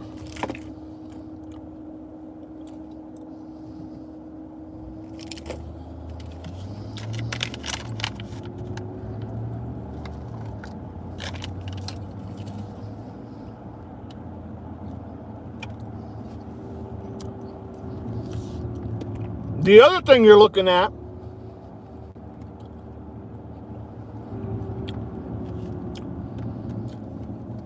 is that one that I showed you the other day on that picture of that individual. 2 weeks prior to Nancy being abducted, there was a picture taken from someone's door cam of a person of interest who was there wee hours in the morning looking around. Think about that for a minute. Looking around. The door cam caught that person. That's a big time person of interest. And he had that same face. What's really weird is a lot of these people that we're talking about, or that I'm mentioning, a lot of these possible people of interest, they all have that same structure of face, that longer face, the nose, the body kind of style. They all have that. So it's kind of weird when you think about it. You know, it's really weird. Because on one hand, you're looking at it going, could they all be like suspects?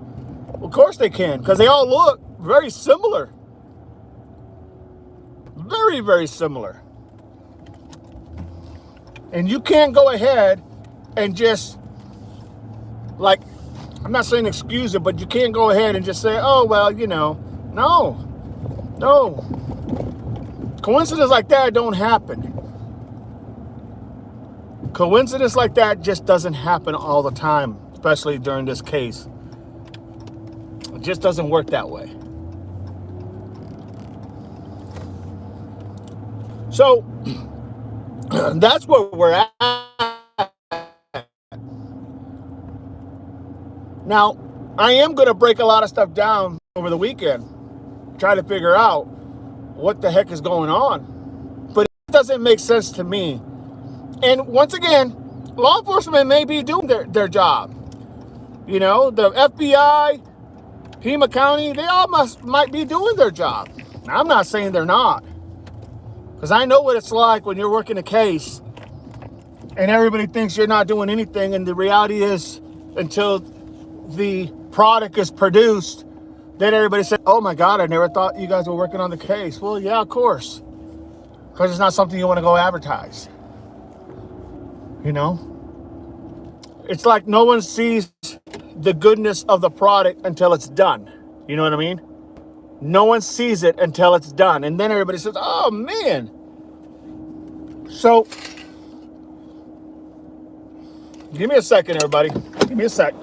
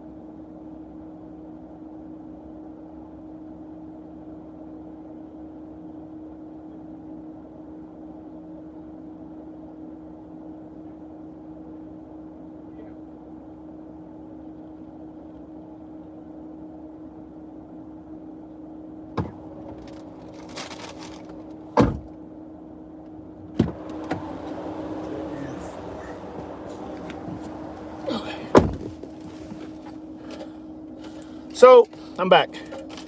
So, yeah, there's a lot of things there.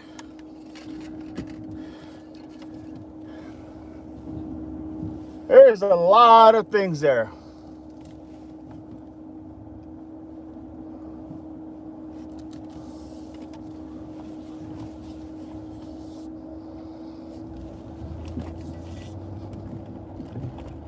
There's a lot of things there. And trying to figure it all out, that's the difficult part. Once again, no one sees the product. No one sees the final product until they do. And then only then do they go, oh God, I didn't think that, that department was doing anything. I didn't think that department was looking for anything. You know what I'm saying? And the reality is, you have to trust your law enforcement. I get it. I totally get it. That there's a lot of shady shit that happens in law enforcement. Totally understand. I get it. I don't think just because I worked many, many, many years that I am oblivious to it. I get it. I totally understand. But here's the thing. If we don't come to a point where we can't trust our police, then what the hell do we really have as a country? If we cannot trust the police that are there to protect us, what do we have as a country? If we're always going to, look at the issues of the negativities and never, because of, you got to understand, first of all, a lot of the things happen in law enforcement to people. It's not like overwhelmingly this is happening all over the spectrum. That's not true. You're hearing a lot of things because it doesn't happen very often where a police abuses his power, his authority, or whatnot. Okay? So it's not really that, oh my God, this is happening all over the country. No, that's not true. It's just that it's magnified when it does happen because it doesn't happen very often.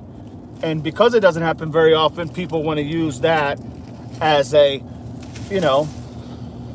I hate to say it, but a selling point, a talking point. And that's just a fact, guys. I'm telling you. I'm not saying it because I've been a cop. I'm not saying it because I've been a chief. I'm not saying it. I'm just telling you if you go look at the percentages of what has happened, you will see that just doesn't normally happen like that. You will see that.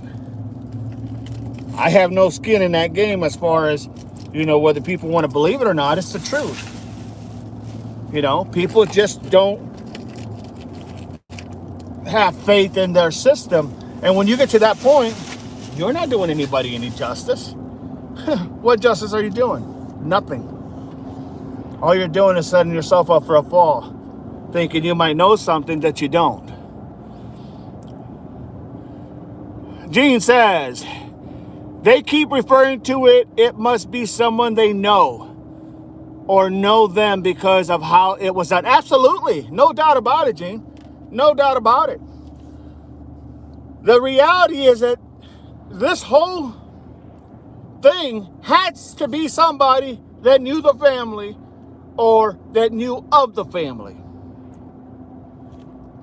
As far as a payday, as far as for ransom, they had to know who she was, the mother of, because they knew, you know, they had to know Savannah Guthrie had, you know, was wealthy, you know, and so therefore they knew they could get paid and paid quickly. At first you were hearing Bitcoin, and then you started to hear, you know, this, that, and the other. The big picture is this. The big picture is this. You have to know that anytime you do an abduction, you're going to have to show a proof of life. And all you got to ask yourself is just one question. Just one question. If you believe that this was an abduction, okay, and by all likes and sounds of it, it appears they grabbed her, snatched her, and took her out, right? By all accounts, because she didn't have her shoes on. They're now Savannah saying that she was in her pajamas. They probably saw the clothes that she was in the night before on the ground. Just little things like that. Little information nuggets like that. So they see the clothes she was wearing that's on the ground. They see maybe a hanger that doesn't have the pajamas. Oh, mom has her pajamas every night. They see or don't see sheets that are there. Oh, God, mom always has her sheets. One of her sheets are missing. Okay. You can almost say, and without any other, was there any blood? Was there anything else that was left behind? You can always say literally that this was about ransom because they wanted to get her out of there quick, and it went south. Something happened.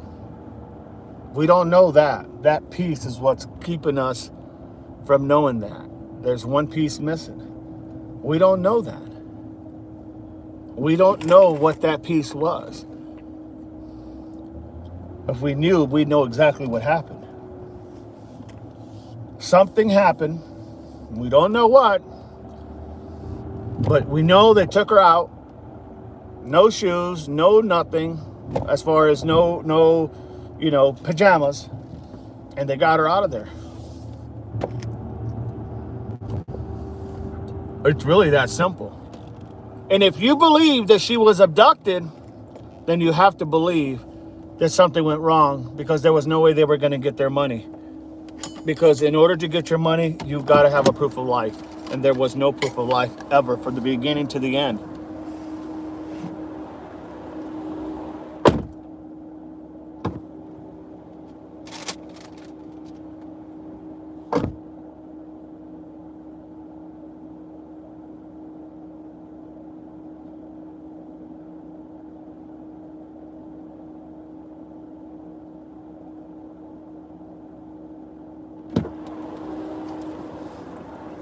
I mean, even Savannah said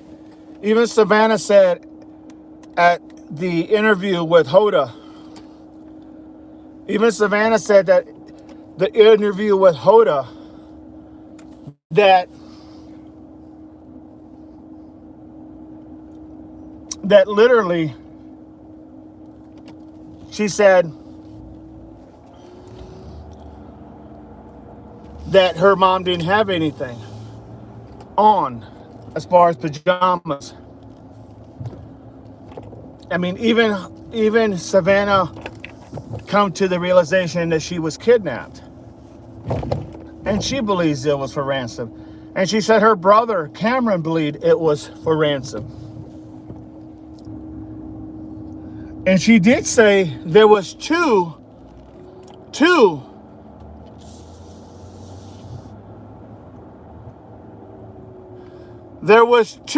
literally requests for Bitcoin and whatnot that Savannah said when they made contact, there was two credible individuals that they had spoke to that they believed were the perps. And there was one, she said, that was not. And that was the one from Los Angeles, California. But she did say there was two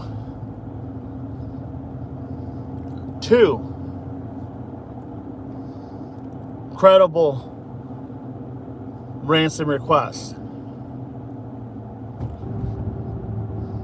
So I don't know how we just, denied that that's what it was. Now, Jean says, I didn't feel all the ransom was real. Savannah says she thinks two of them were. Right. She thinks two of them were. And of course, you would ask the question, why would she think two of them were? Well, the only reason she would think probably two of them were was because they gave some type of detail on what was left behind or what wasn't left behind, more than likely. They didn't give a proof of life. They just gave what was either left behind or what they did as far as smashing a camera on the roof or something to that effect. But either which way, they gave them enough to them that for them to know that only, or even that a sheet was taken. They gave them enough notice that only the person would know. Literally. You follow me? And that is why I do believe it was ransom that went bad. And when everything stopped was when? Everything stopped was when? Probably when she was unalived.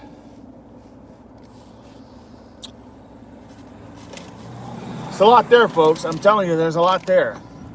Look, I'm not a rocket scientist. I'll be the first one to tell you that. But I've been around this block before. I get it. I've taken many cases. Sometimes you got to read between the lines. Sometimes you got to analyze. You got to look at. You got to see what you see.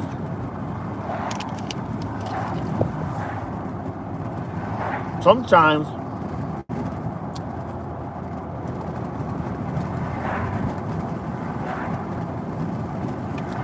it's right there in front of you.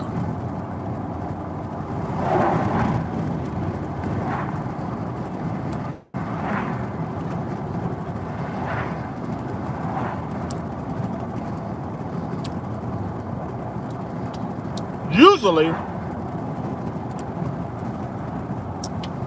the most obvious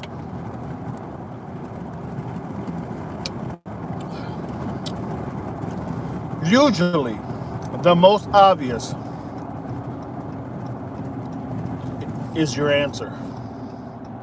Usually. Not always, but usually. What I mean by that? Well, usually the most information you got that's consistent is probably that's what is paying is because that's what it is. Not always, usually.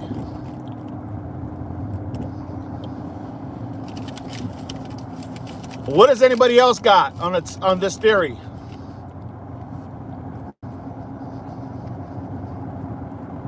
Anybody got any takes? What do you all say, chat? You got any opinions on to how, what? Because they're just that. They're just opinions. Let me see. Let me get my glasses again. The hell? No.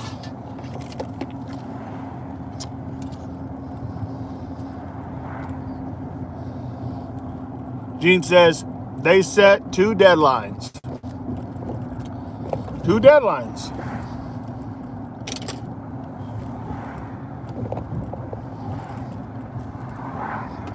They set two deadlines. And you ask yourself, what are those deadlines?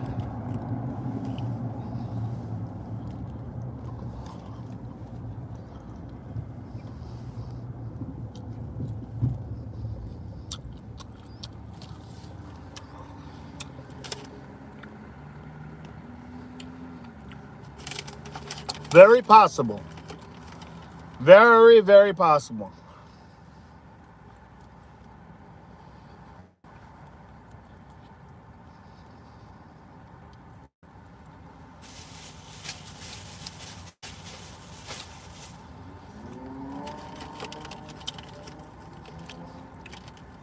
The key with these type of things is you have to look in the past how things work. You gotta definitely have an open mind. And you gotta go where the facts lead you. You can't steer this ship the way you want it to steer. You can't steer this ship the way you would like it to be. That ship needs to be steered on the direction that it's telling you to go. If you do that, you may be off course a little bit, but you'll be able to make your corrections. You will literally be able to make your corrections. But if you're totally off base, if your coordinates are totally completely off, well then that's a whole different matter.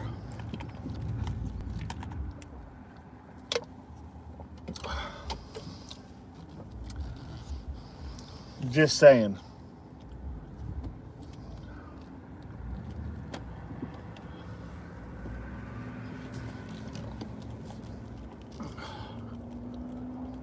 All right. Gene, hold on the fort for me, will you please? Give me 1 second.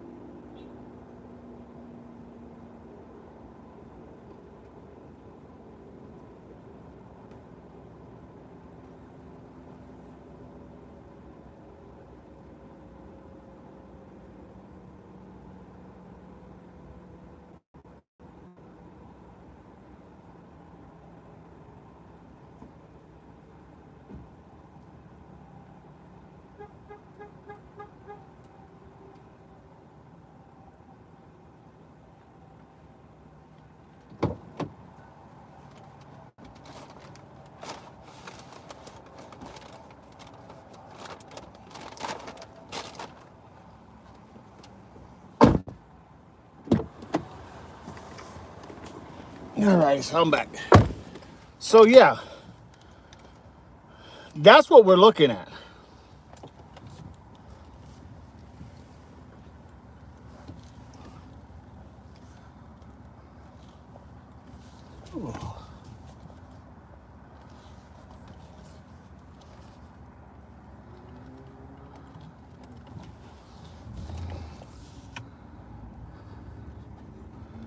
So that's what we're looking at. And it's going to be interesting to see how this all pans out, because it will pan out. I'm telling you, this is going to get resolved.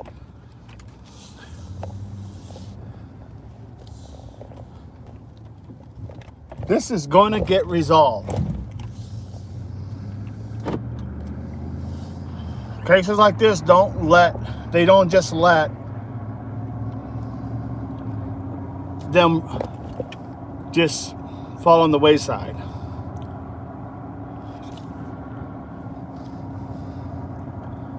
So that's what's going on there.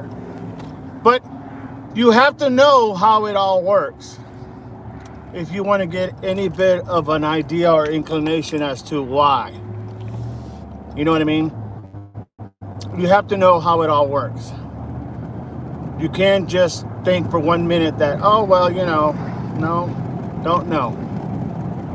You know, you have to understand how it operates, how this whole thing operates. Because most people will use the same dynamics that have worked in the past. Think about that for a minute. Most perps will use very similar methods of what was successful in the past. And then if they weren't successful, they'll retune it, refine it until they figure out, okay, there's no way we'll get caught with this. You know what I mean? Until they are. I mean, it's just simple truth. So, as far as people going down there in front of the house, I'm not so sure that's the right thing to do anymore. I think honestly that ship has sailed. I think that ship has sailed big time. I think people have come to understand that, you know what, I don't know if people come to understand it, I come to understand that the next big thing you see is going to be the breaking moment, breaking news. Suspect in the Nancy Guthrie case has been arrested. Mark my words, you're going to hear that. You're going to hear that. You won't hear. So we have a sketch on a person of interest, and he looks like this. And if everybody's seen him, please call, 1-800-FBI.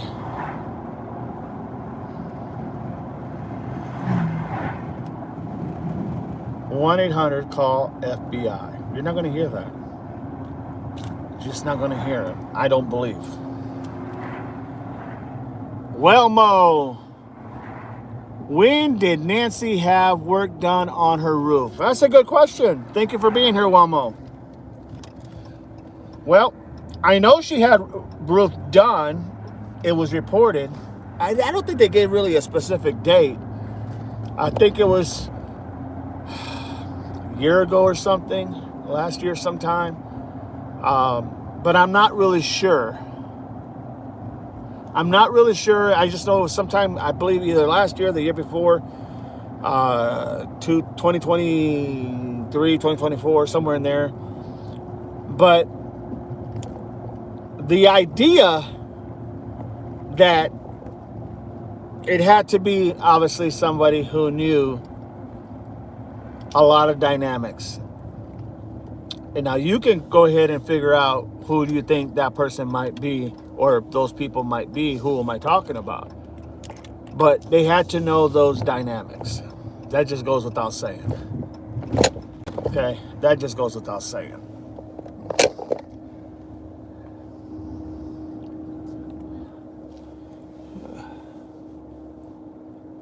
Gene says, look up for a permit maybe. Roofers would know a lot. Oh, no doubt. No doubt. No doubt. Gene, keep this going for me, will you please? I'll be right back.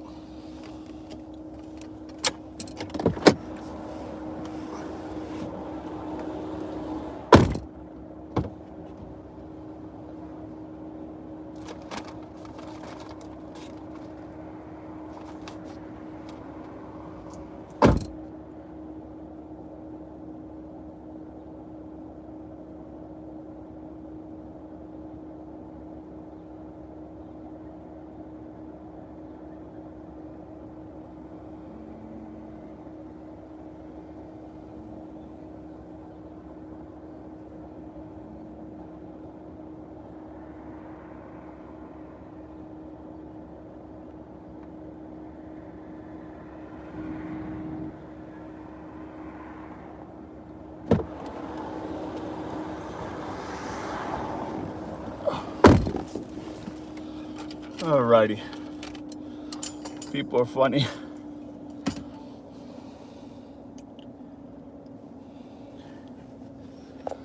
So yeah, there's a lot of things there. And people really need to understand that. This kind of stuff, man, it just doesn't not happen. You know what I mean? It's let me get my glasses on. Oh God.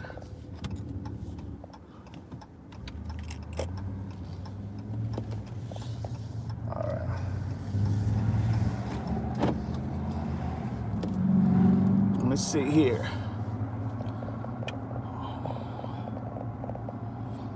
G says they said she recently had electrical work done, a new box put in her house. Yeah, that was here recently. I mean, literally recently.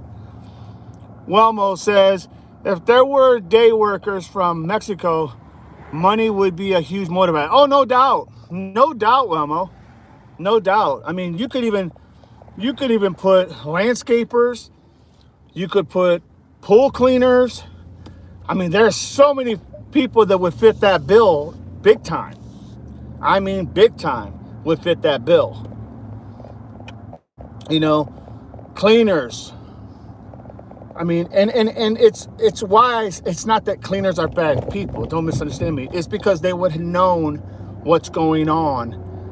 It's not that they're bad people as a whole. It's just they would know what's going on. It took somebody to know the layout. It took someone to know the schematics. It took someone to know her routine. It took someone to know, you know, the terrain. I don't think anybody spontaneous just jumped out of a car and said, hey, let's hit that house. Let's see if we can take whatever's in there. Oh, there's a person in here. Okay, let's take that person too. This wasn't something spontaneous. This was something planned, detailed.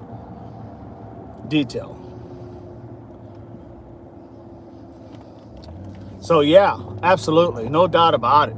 Agree with you 100%.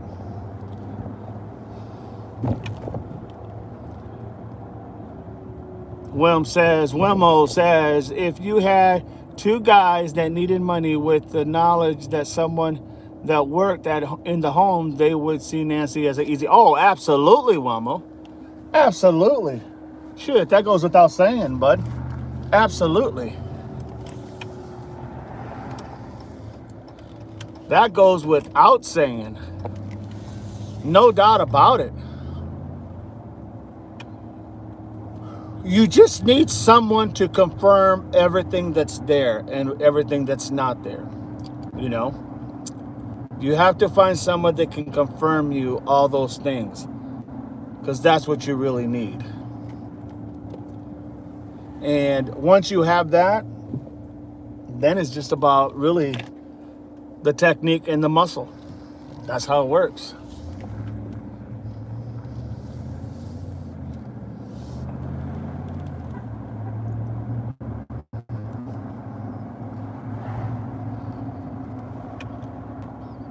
But yeah, appreciate that, Wilmo. Very interesting. If you click like and subscribe to this channel, I appreciate it. You're not going to regret it. It is growing. And we do everything on YouTube. So if you want to like and subscribe, don't have to pay anything. Not asking for you to pay anything. If you want to, give to the channel, hey, it'd be greatly appreciated. But in all honesty, you don't have to give anything. That's not what it's about. What it is I just like these conversations because it's something that I know what the hell I'm talking about. And I appreciate every one of you. Even you there, Jersey lady. So, and there's Celtic Pat. Even you. Love all of you. Appreciate you. But that's the thing. I'm not coming from, that's not about, and look, I think there's room and place for a lot of different techniques and people, okay? And what I mean by that is there is room for people. Hey, anybody who can shed light in this, it's a win-win. But in the same token, I just think if you stick to the facts and you stick to the details and you stick to the information that you're constantly seeing, 9 out of 10, you're going to be right on the money. You're going to be right on the money. You're going to be right on the money. Or pretty damn close. A left here or right there is going to speak volume.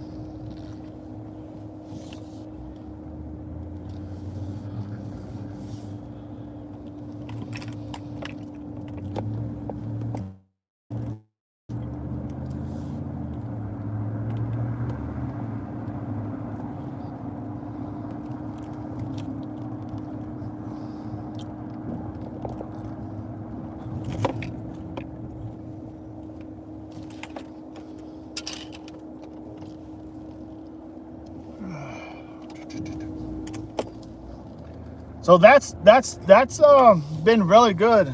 Really enjoyed this conversation. Remember, click like, subscribe. Give me 1 second, please.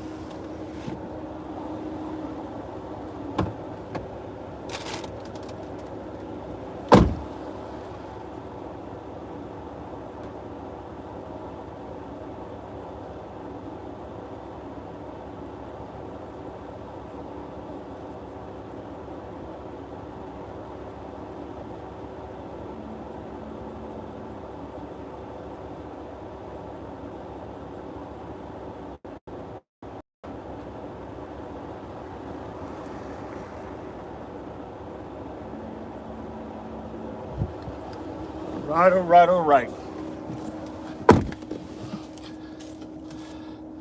Anybody else? What we got? I see Gene has something here.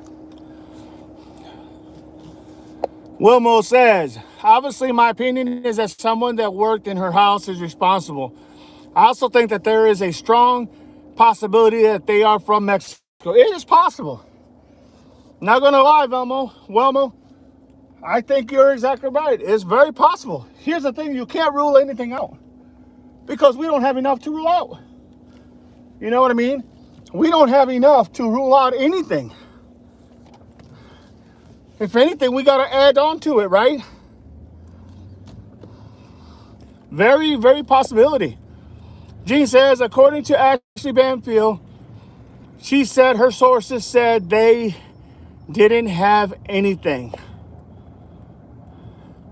According to Ashley Banfield, she said her sources said they didn't have anything. What do you mean by that, Gene? That Ashley said they didn't have anything. In what tense? What do you mean? Clear that up for me so I can know what you're coming from. Out of leads. Okay, got you. Makes sense. Makes a lot of sense. Thank you. Appreciate that. Yeah, I mean, here's the thing. We're not getting any information, right? We're not getting any information. We're not getting anything of why, how come, who done it, this, that, and the other. We're not getting any of that. So that's what I'm saying. If you're going to look for people that can give you some type of inside clues, let me ask you this. Once again, I'll say it. Would you go to a plumber and ask him how to bake a cake? Or would you go to law enforcement, somebody in law enforcement? If you're going to go ahead and repair your engine, would you go ask a landscaper how he repairs an engine? Or would you go ask a roofer how he goes ahead and makes cordon bleu? Of course not, right? People do specific things and they're good at what they do.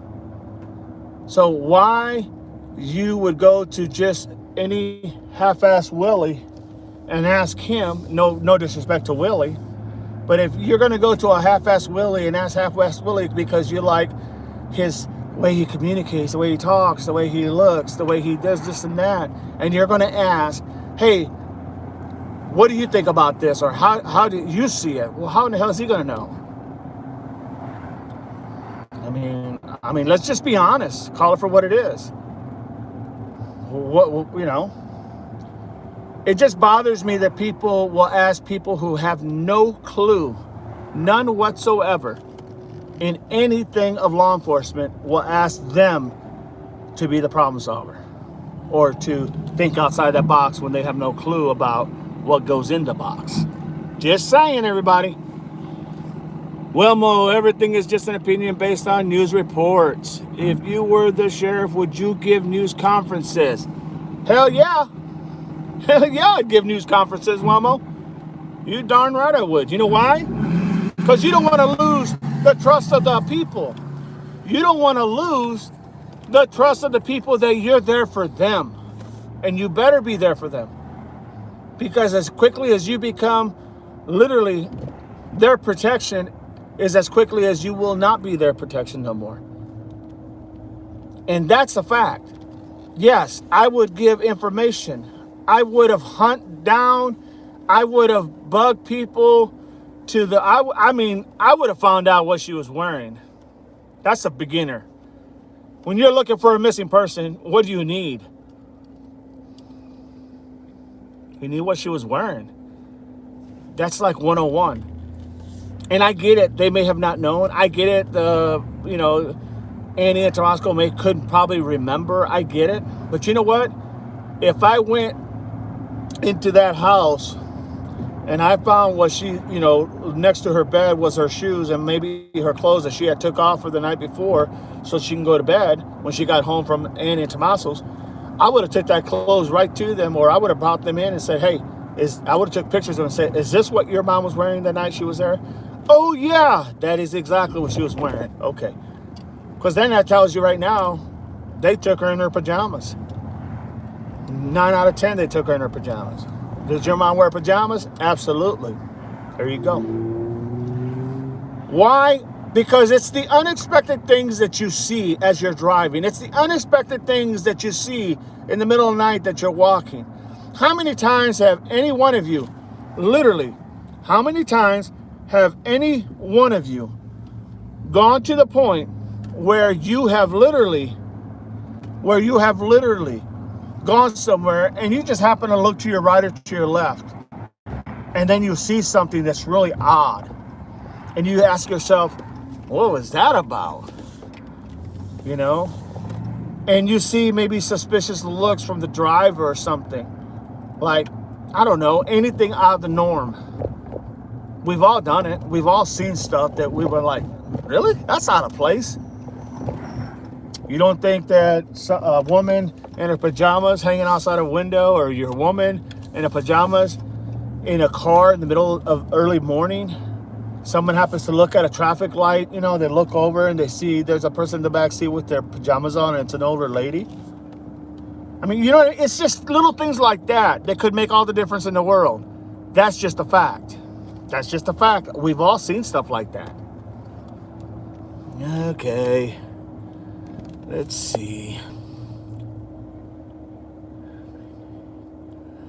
Mo said in the beginning he gave a lot of interviews. He gave a lot of news conferences, and every time in the direction of the investigation would change and the public shit on him. Oh, I agree. It's because they weren't getting exactly what they wanted when they wanted it. And that's not how it works when you're trying to solve a case. Wilma said he probably knows what she was wearing.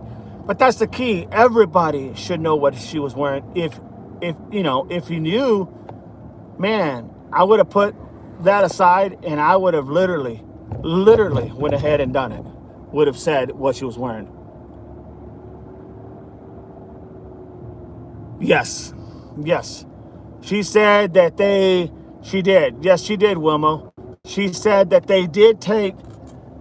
that she was taken. She said in her pajamas, no shoes. So, yeah, that's what I'm saying. If you look down and you see what, maybe how sometimes, and older people are like that. They'll take off, they'll change, get ready for bed, and they'll take their clothes off and they'll leave it right there. Most people will do that. You know how people do that, and all you do is you look down and you go, oh, that must be what she was wearing. That's what I'm talking about, as in confirming by Annie and Tomasco that that's what she had on. Then you eliminate that right off the get-go. Then you can go to the most likely pajamas, no shoes. Yeah, you're right. I agree with you 100%.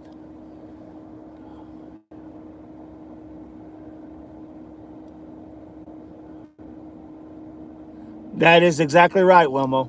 Look, I'm not coming down hard on the sheriff because I know what it's like when you're trying to solve a big case and you're running into people who want more information than you're able to give them because it would compromise the case. I get it. I totally get it. And I know it's a tough job. It's a tough job. That no one likes you when you don't give them what they want, and everybody hates you when you just literally, do your job. And everybody thinks they know your job better than everybody else, right? Everybody thinks they know the job of a sheriff or a law enforcement better than them. And that's just reality, right? We can all agree on that. That's how people think.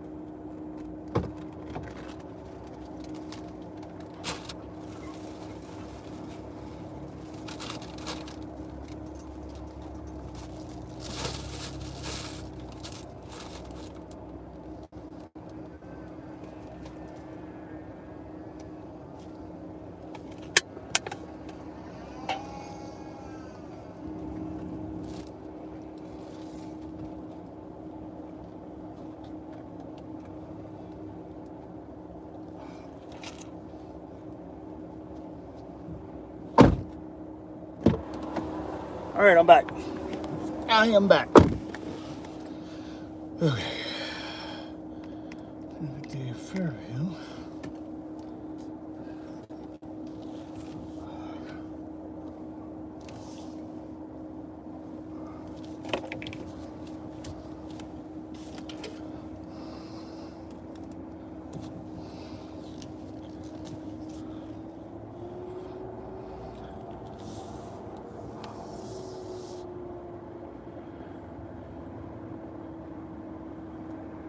Oh, you're right about that.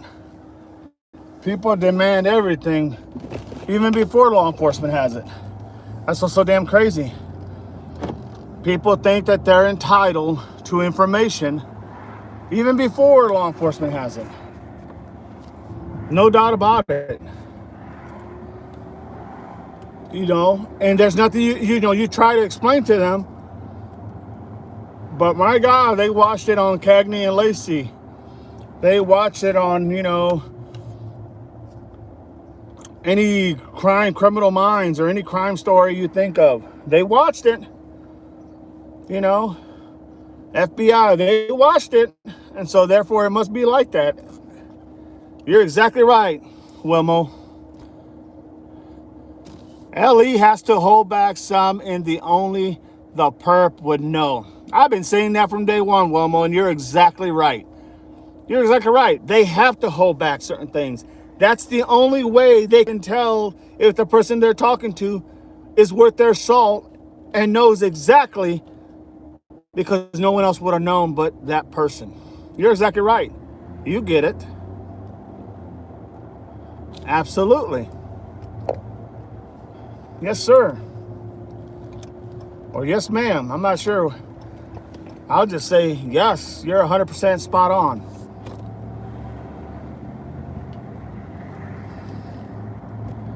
Then they call 100%. Then they call law enforcement incompetent when they don't release info. Look, half of these people that do that are probably half of the people that have been in trouble with the law or been in jail or been in prison or something like that, and they know the law. They get it. And the fact of the matter is they have no clue. Look, we can all have different opinions and different theories. We can't have our own facts. That doesn't fly. You cannot have your own facts. You can have your theories, you can have your opinions, but you can't have your own facts.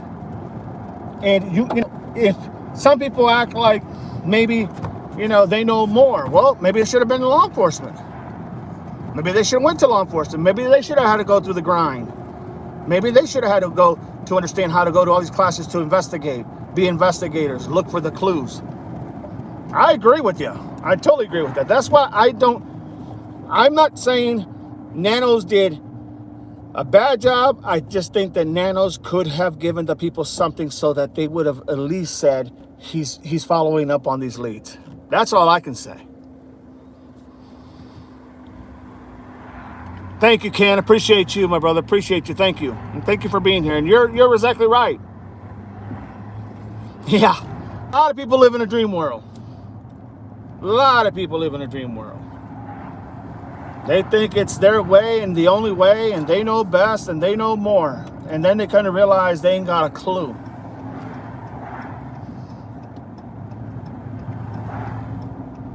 They don't have a clue.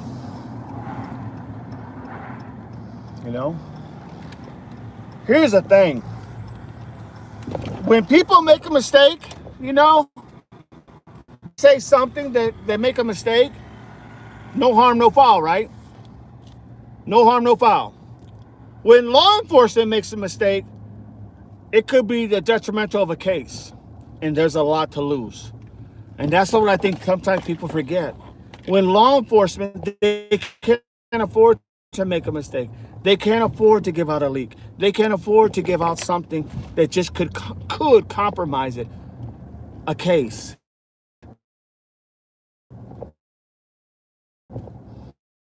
No one's gonna. But with law enforcement, you can't do that. You just can't do that. It doesn't work that way.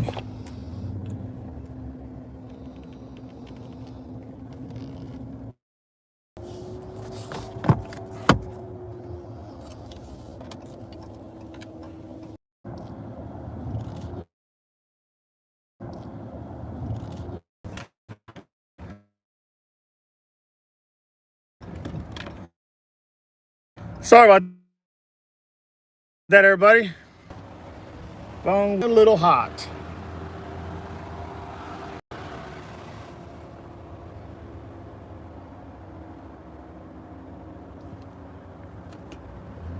All right.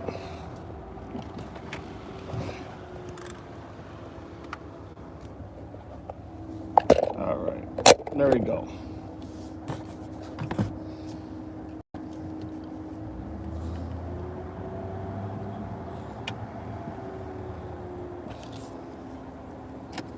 All right. 1 second, everybody.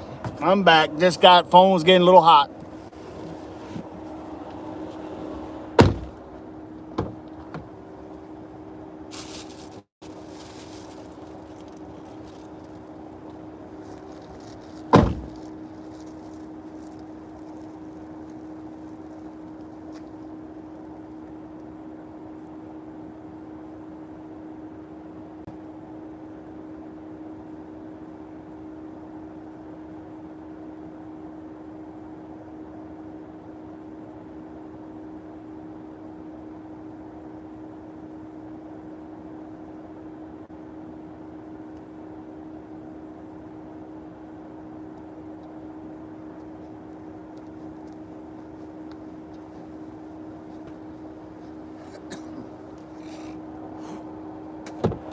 All right, I'm back, everybody. Sorry about that. Just phone was getting a little hot. There you go. Yuli's back. Good to have Yuli. Whew. Let me see if I can figure out where we left off, everybody. All right. So we got Wilmo. Okay. Without hard evidence and the close proximity to Mexico, I have some doubt the case gets solved. Yes, no doubt about it, Ken. It will definitely get tough. But hey, you know, I have to believe that we have the capabilities better than any other country in the world.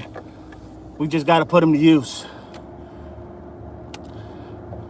Yuli Gill said hi. How you doing, Yuli Gill? Good to have you. Hoorah, Semper Fi.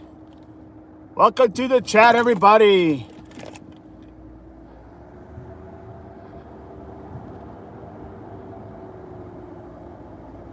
Sorry that it's choppy. Let me get out of this area. It's just the phone was overheating. The phone was overheating. I'm sure that didn't help. Yeah, sorry, Wilmo. Sorry about that. Sorry, everybody. Yeah, it's tough when you're working, man. No doubt about it. It's a tough when you're working, period. All right.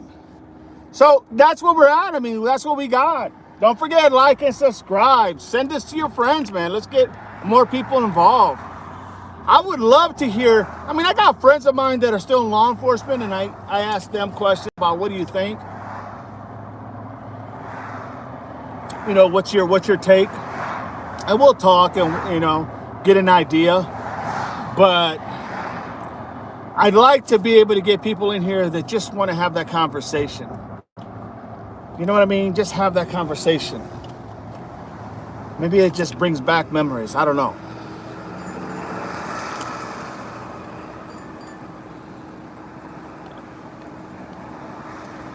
Let's see what we got. EG, Walmo, EG. Yuli, yep, that's not good when it's overheating. No doubt about it, Yuli. No doubt about it. If you are watching, please subscribe. Subscribe, like, and know that, hey, I try to keep it as real as I can because I know what it's like for people to get misinformation. You're not getting any audio? What? Come on, Yuli.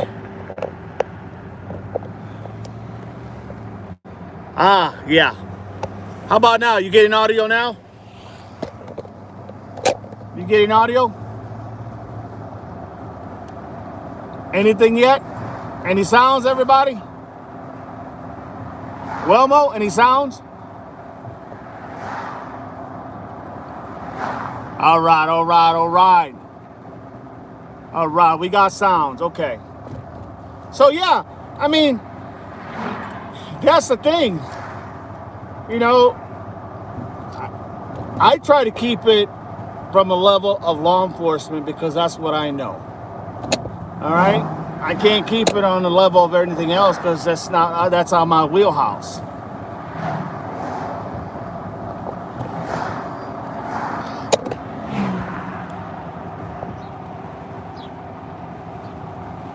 All right.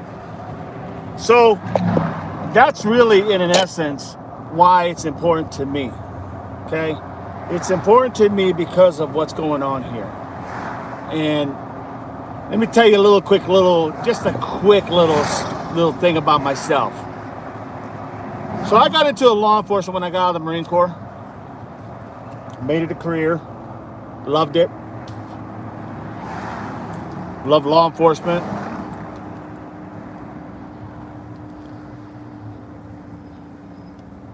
When I got back from boot camp, I went to see my sister. And I asked, and they said, no one knows. And I said, what do you mean no one knows? And they said, she just picked up and left. And she had a daughter. And, hi, Yuli. And she had a daughter.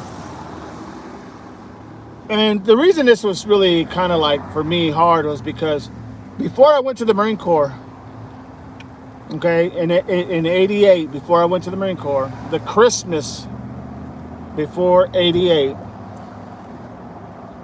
so it would have been 87, Christmas of 87, we, for the first time, had drew names on Christmas, who was going to get what. And my sister drew my name. And back then, I loved to drink.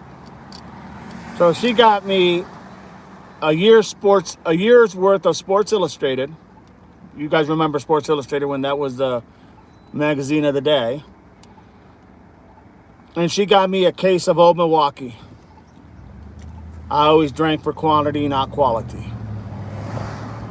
I don't drink now, but I used to. And when I got back, I asked, where was she at? And they said, I don't know. What do you mean you don't know? Huh? She just picked up and left. Where? Who? When? What? Nobody. Nobody knew anything. Just like she just picked up and left. Didn't say anything to anybody that we're aware of. So,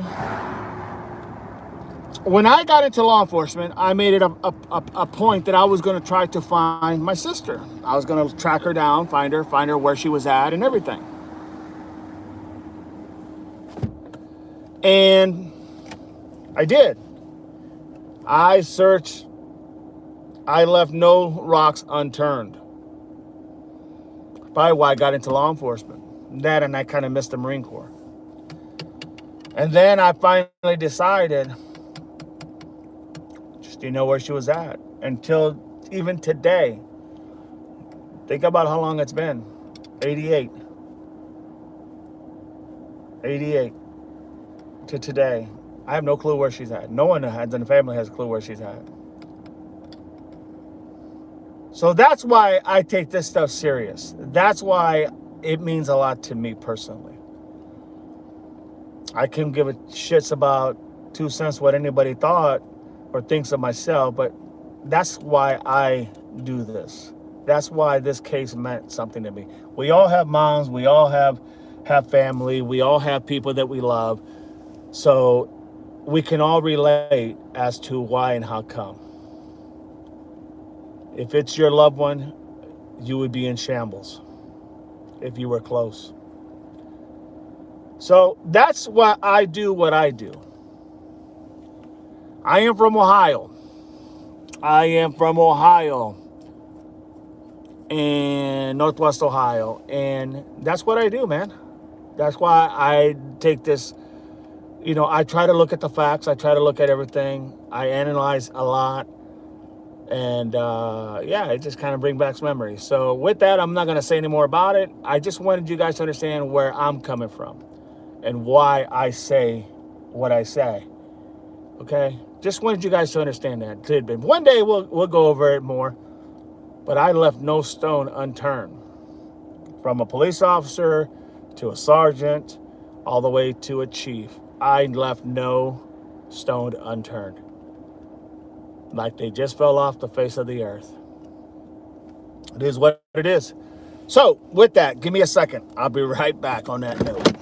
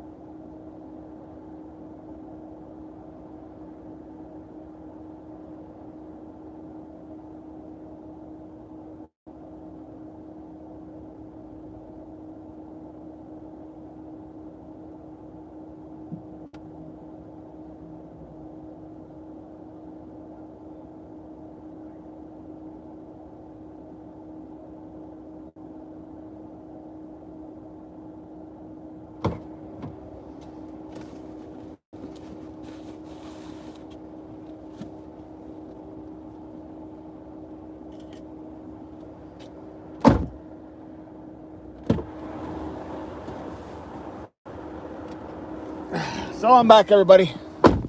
I am back.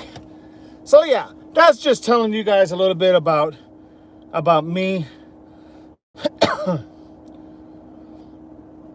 Just so you guys can understand why, for me, it means a little bit more than to some others.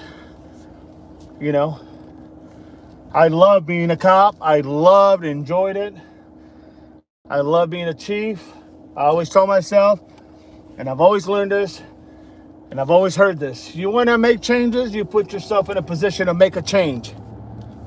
Listen to what I'm saying. You want to make changes in life, you put yourself in a position to make a change, and you do it. You don't like something, you put yourself in a position, and you do it. And so, yeah, that's why I became a chief. Some things I didn't agree with, and so I figured, okay, I'll do things differently. Loved it. Love working as a law enforcement. Yulee, Northwest Ohio, my friend.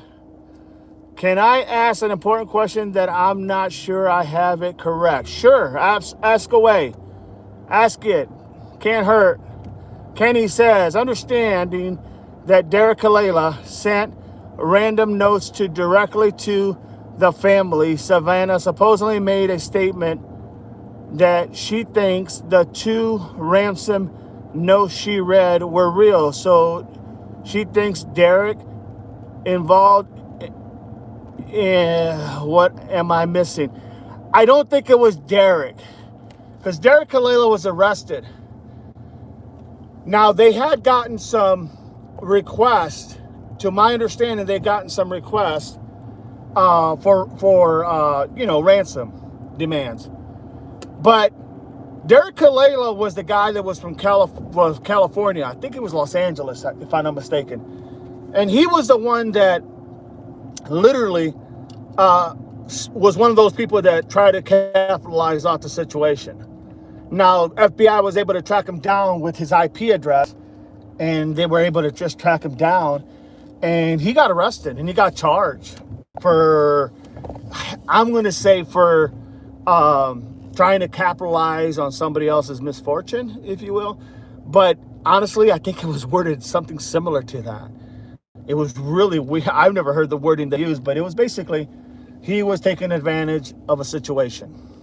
So he went to jail. The ones that I did also hear about, there was 2, and one of them had to deal with something in reference to going ahead and they were checking a camera on the roof, if you remember, and it was reported that one of the suspects, or correction, one of the people who had put a ransom demand gave that as evidence that he was one of the people he was the person that was there. And so when they ran up, then they got up there quickly. All of a sudden, all these people went up to the roof, and sure shit. And he told them directly that camera was destroyed. And then later the news broke that, yes, they said that camera was destroyed. So the only person that would have knew about that camera was going to be either family, or it was going to be somebody who set the cameras up, or somebody who actually went and did this misdeed. And now they're literally, basically they got confirmation that only certain people would have known, like the bad guy.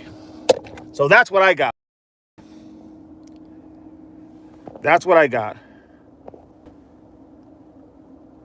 It's very possible, TMZ.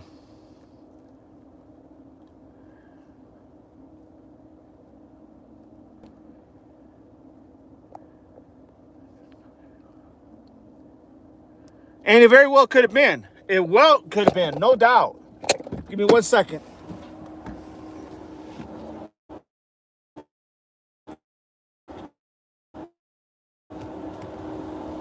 Those guys, I'll be right back. Give me a second.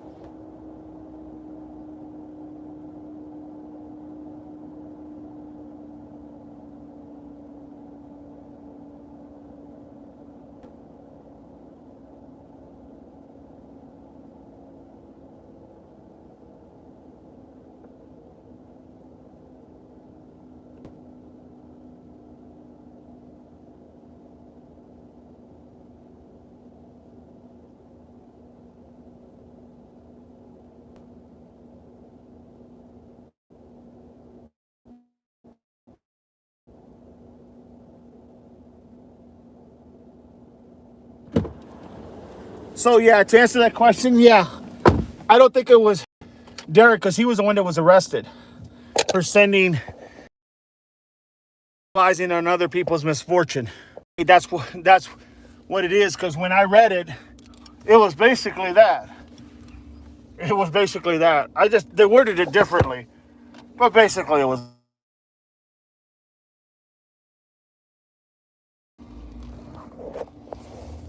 This is your question, my friend, and thank you for being here. Okay, don't forget, click like and subscribe. Pass it on to your friends, my friend.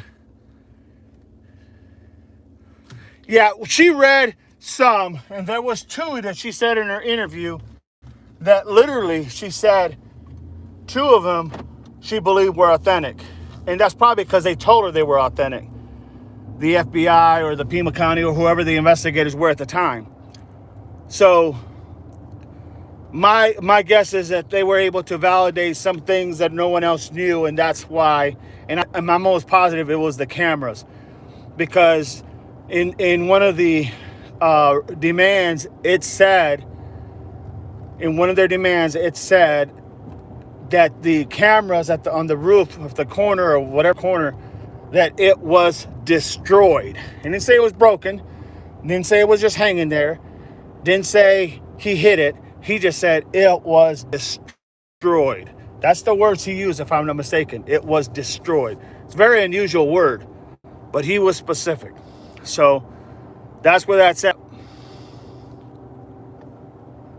Kenny D says she has to have read what Derek sent because those were directly to the family. Yeah, well, what was sent to the family from Derek Kalela was message. Derek Kalela sent a message. If I'm not mistaken, he sent a message, a text message to Annie and Tomasco, saying if they were ready to make the exchange, if they had received their Bitcoin yet, and because they were ready to make the exchange. Okay, it was a text message. And that's how they were able to track it down with the IP address. And then that's how they got charged. But it wasn't, I don't think it was a note, it was a text message. And he said he got their number off of, like he just Googled and searched it, and that's how he got their number. If I'm not mistaken, I'm almost positive that's exactly how they said.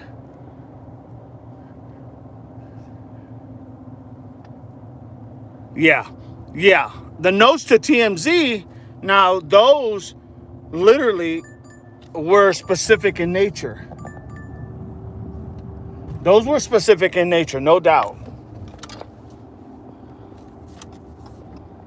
Those were very specific in nature. And yes, they I think those were the ones they thought they were legit. To be frank and honest. So, yeah. But there's a lot out there, you know, and I honestly believe I got my own thoughts, and like I said, just like everybody else, but I'm coming from a different perspective as far as law enforcement. I'm not just like thinking something, you know, and whatnot.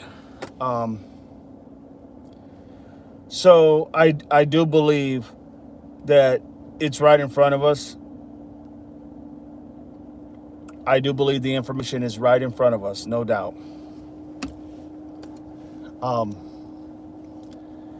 That's my take anyway. My take.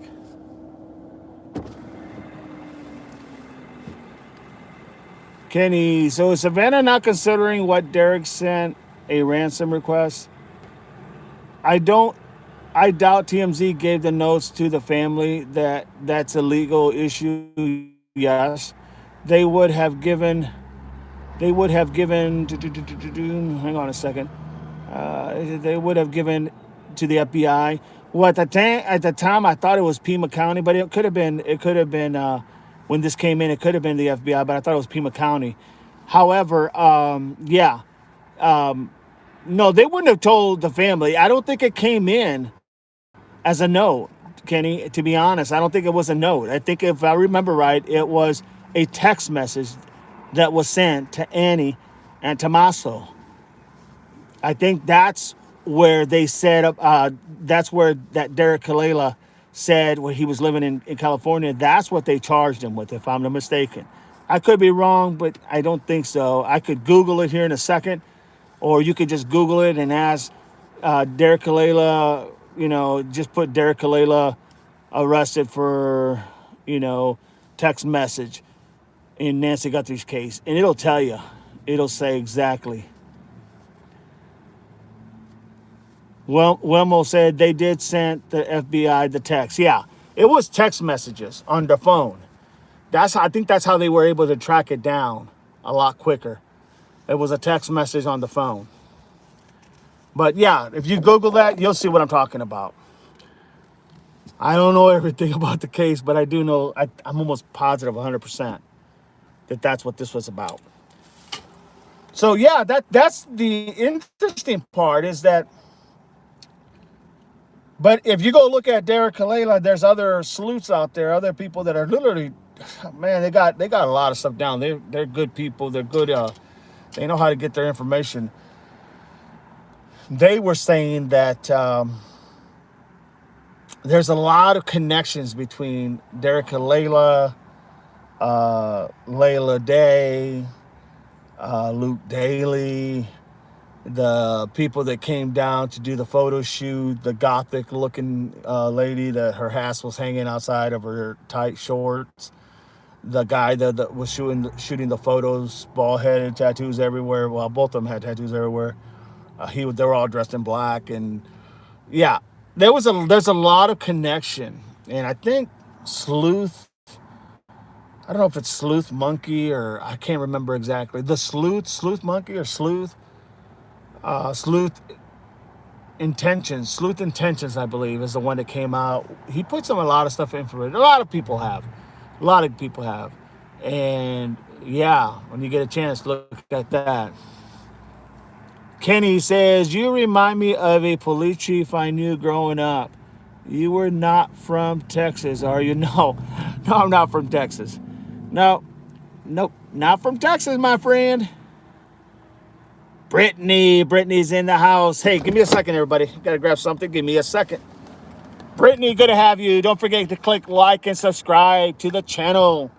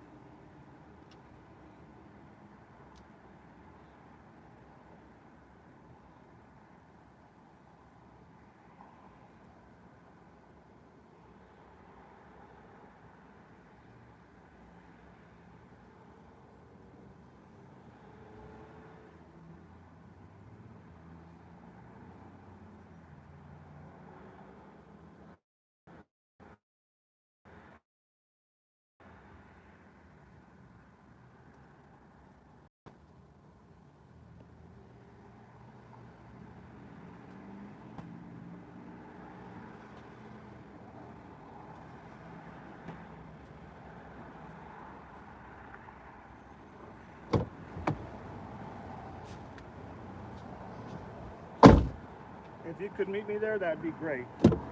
I'm on my way. It'll take me about 2 minutes to get there.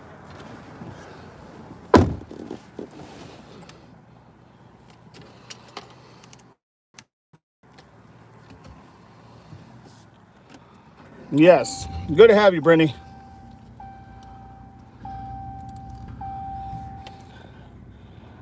Brittany said hi. Well, Punchnicky. Pushninsky. Can you summarize your thoughts on a profile of who would do this? Well, yeah, I would like to, but that's going to take me a little bit, my friend. I won't just do something like that on the fly. And I'm not, look, I can just give you what I think, what I see, how I would handle. No taking away credit from the Pima County Sheriff and or the FBI. They know what they're doing. They're smart people. They know what they're doing. Sometimes you just overlook things because they're easy to overlook. You know, when you're caught up in the moment of a high profile case, sometimes what ends up happening is you literally realize that it was right there in front of you all this time, and then you realize, dang, how could I miss that? Well, you miss it because it is right in the open, you know?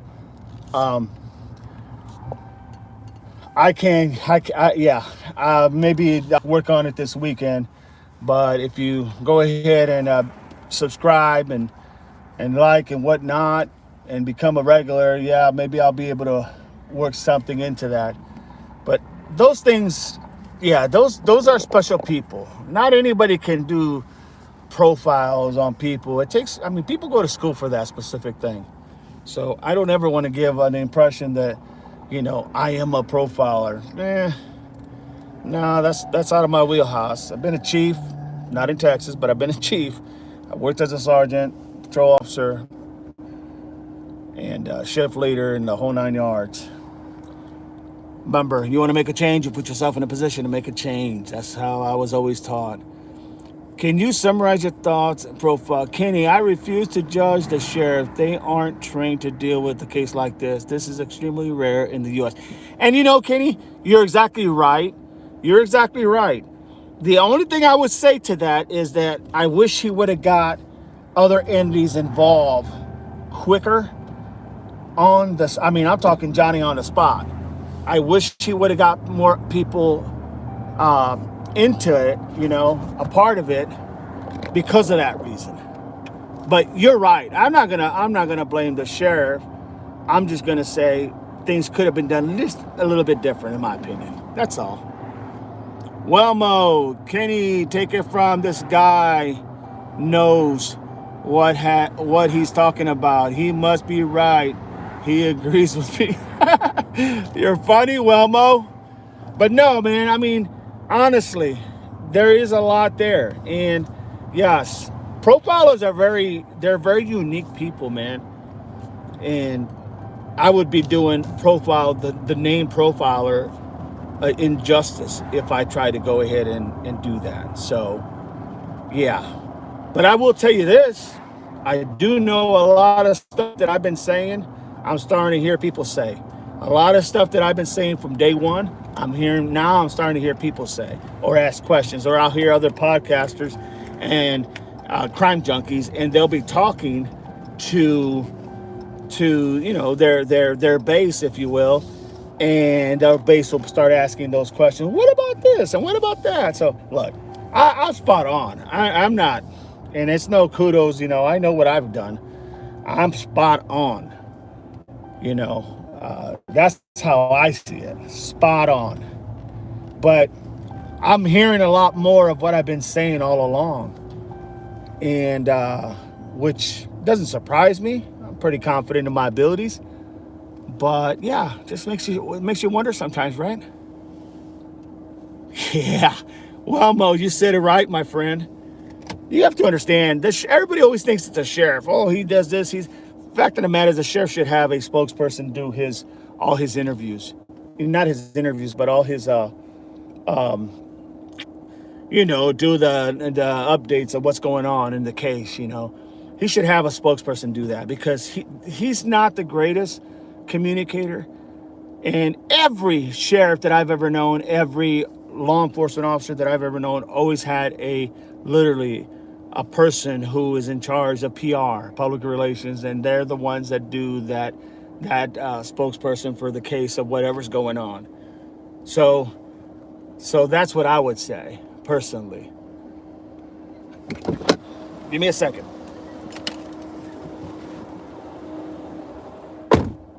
You the one? I was gonna meet you over there. You didn't have to walk.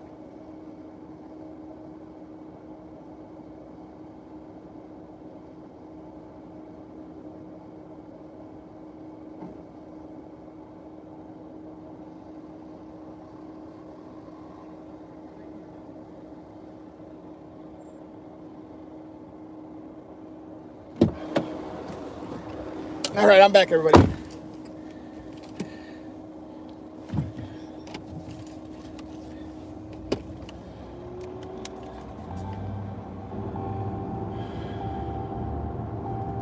So yeah, that's what I would say, honestly. That's where I'm at. That is where I'm at.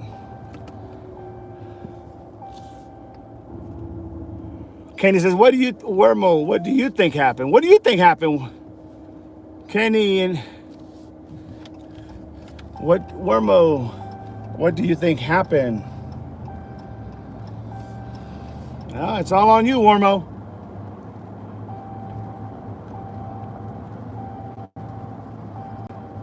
The sheriff could do most of his job from a basketball.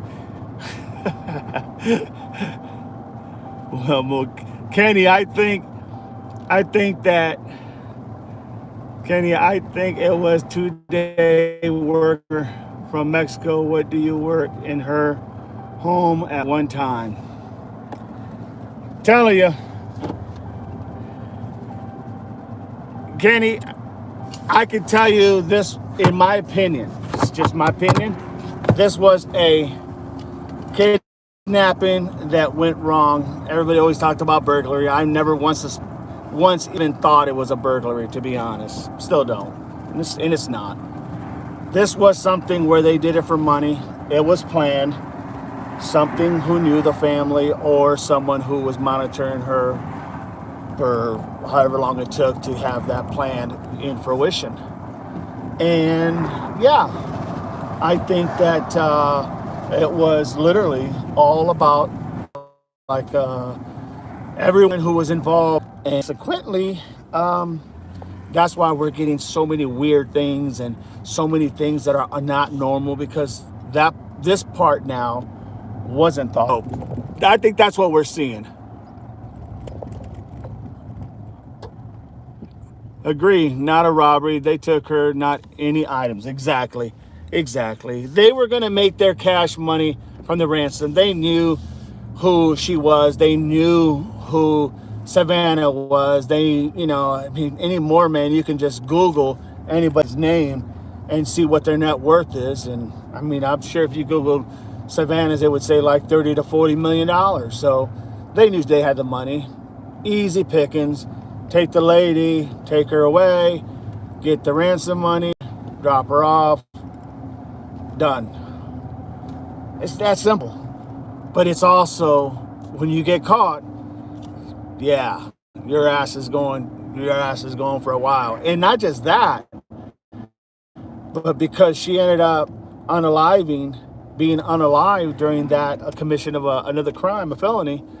Yeah, probably even taught the death penalty, to be honest. I mean, yeah. So that's my take. But I have a suspect in my mind. I need this information to really be able to either validate, confirm, or to say, maybe not. You know what I mean? And that is, I would like to know, Kenny, since you asked earlier, I want to share this with you. I would like to know, from the time the 911 call was made about the woman hanging outside the window, person driving a dark blue vehicle, woman hanging out the window screaming for help.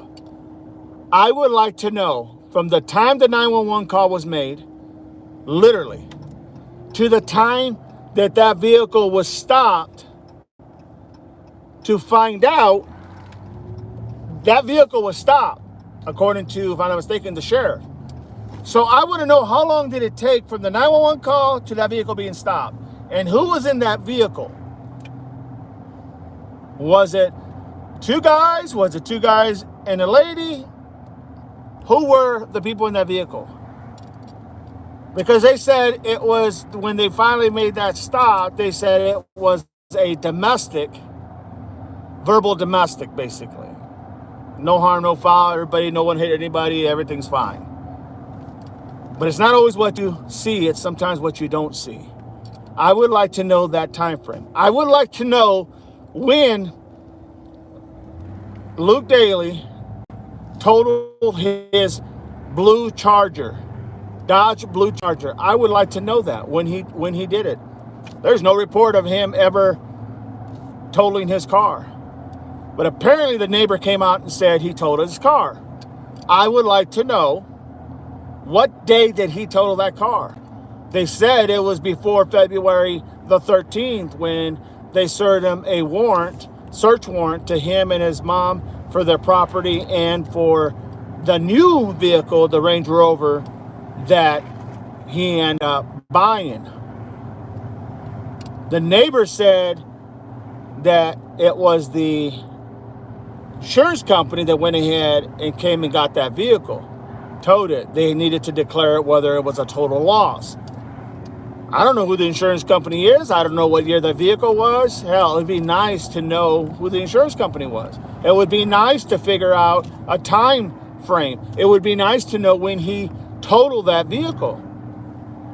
Because you got to remember, the day this person was screaming from this car, the day that happened,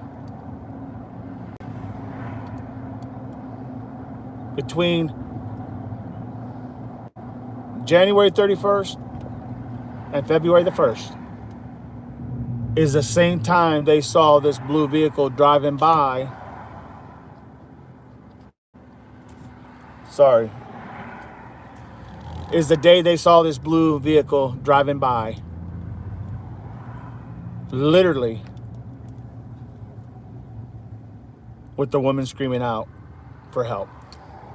Just saying. Coincidence? I don't believe in coincidence. Not like this. Not as many as we've been getting. I don't buy that. I do not buy that one bit. So that tells me literally, I would like to know that information because I think it speaks volume. I think it speaks godly of volume. What do you think? All right. Let's see what Kenny thinks. May I offer my theory as an investigator? Absolutely. And crypto trader? Absolutely. The timing corresponds with almost 50% drop in Bitcoin. People buy Bitcoin on margin. Many people get marginal calls, meaning if you don't send the money from crypto broker sells the crypto and you lose your entire investment. And it's time critical, okay? Makes sense. Clearly, this is someone who already had a crypto account if the ransom note was real. That they were saying that. You're right. They were saying that. Agree. The FBI doesn't make mistakes. Luke is likely involved. I mean, that's what I'm saying. And you're right. You're exactly right about the crypto because they were trying to see if this person at first wanted his crypto, then he would have to have an account. And they were talking a little bit about that. I'm not a crypto guy. I'm not a crypto junkie. I'm not into that stuff. Hell, I barely have enough money to survive day by day, week by week, month by month, you know. But nevertheless, the reality is that, yeah, they did talk about that. And you're right. But I would like to know those things because those things are important to me if I'm investigating because they're either going to not clear an individual, literally, or they're going to definitely have another very highly person of interest. It's the best way I put it. Don't forget, like the channel, subscribe. We want people in here who have literally good communication. We want people here who have ideas and suggestions. We want people in here who just want to be able to pass this around and see where we all think. See if we're close to it. I'm telling you, sometimes in law enforcement, it's right in front of you. I'm not saying don't misunderstand me. I'm not minimizing this at all. I don't think this is something, that happens every day. But sometimes when you're investigating the case, you get so consumed that you disregard the obvious. And yeah, when that happens, you better have everybody else filling in the blanks.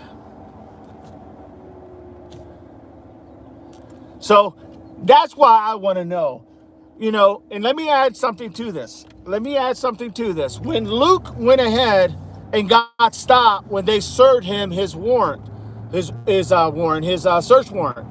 When they served him his search warrant, the very first thing that Luke said, as reported, when the officer walked to him, he said, "Is this about Nancy Guthrie?"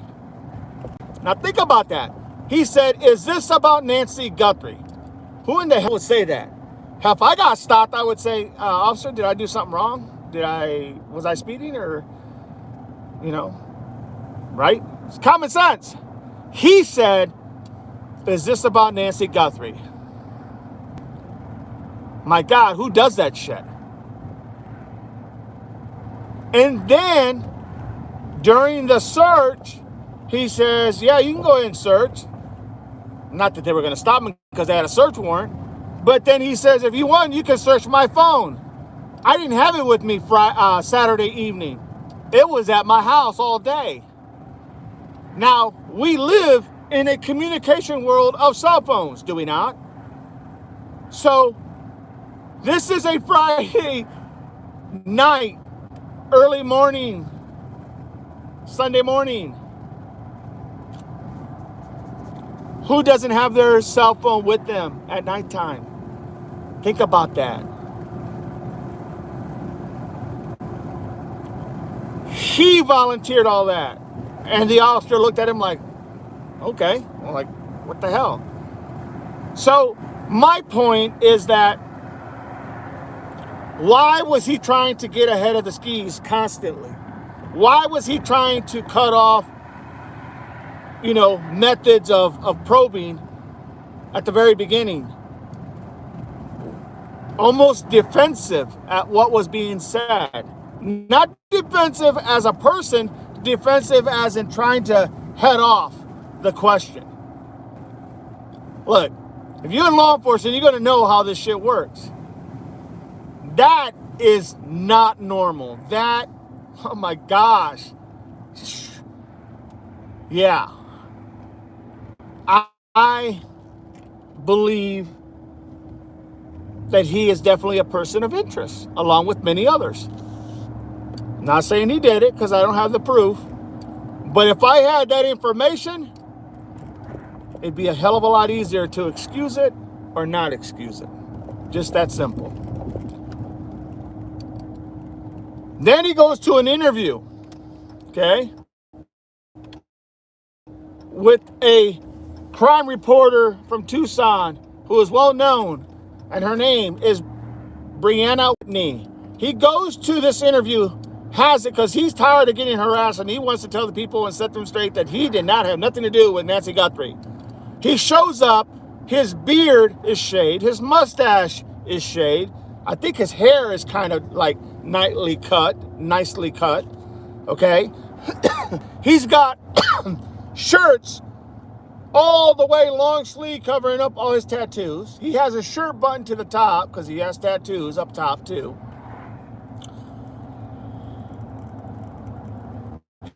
He then, Brianna Whitney asked him those same questions that I just proposed to you. And he says, why? Yeah. She says, did you make this comment? He says, yeah.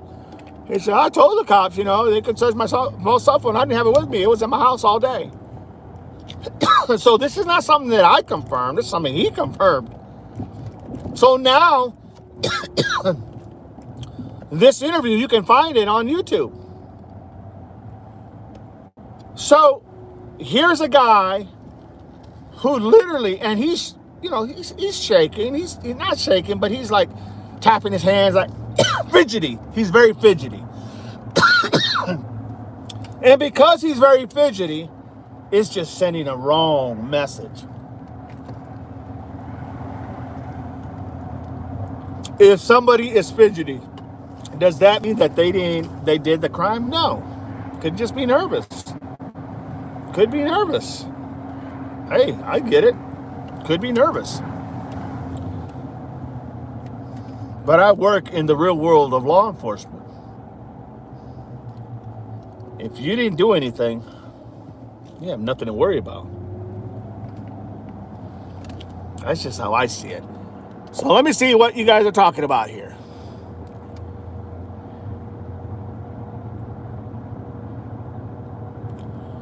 Kenny, margin Bitcoin, you pay 60,000 and your broker loans you the other 60 using Bitcoin as collateral. If Bitcoin drops in a half, which it did, you no longer have collateral to cover the loan, and the broker asks you to send the other 60,000 as they sell the Bitcoin. The more you say this, I see your point. Luke sounds guilty. Also, rumor is Luke's crime partner was bragging about knowing Grandma Guthrie. Wouldn't surprise me. I ain't heard that yet. Kenny, but that wouldn't surprise me one bit. I'm going to look into that. Interesting. So, you put everything I just said, everybody. Everything I just said. This is all reported. This is not me saying this. This is stuff that was reported. You put all this information together and you ask yourself, what doesn't make sense here? What doesn't make sense?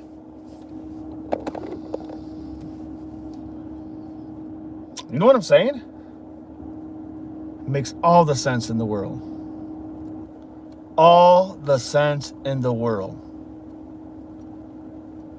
So I asked myself, until I can find out these time frames and who was all involved. Oh, and then, oh, I forgot one thing. And then during that interview with Brianna Whitney, she asked the question, oh, what about this other vehicle? You own this vehicle. And he says, yeah, he says, I own a blue Charger. But it's totaled. I totaled it, but it's not a part of this Guthrie investigation. It had nothing to do with Guthrie's investigation. Who says that? Who says that? Go watch the video and you'll understand. Who says that? Yeah, I have a vehicle. It's a blue Charger, but it was totaled, and that has nothing to do with the investigation. That has nothing to do with Nancy Guthrie. Says who? You just can't make this shit up, man. Not if I tried, I couldn't make this shit up.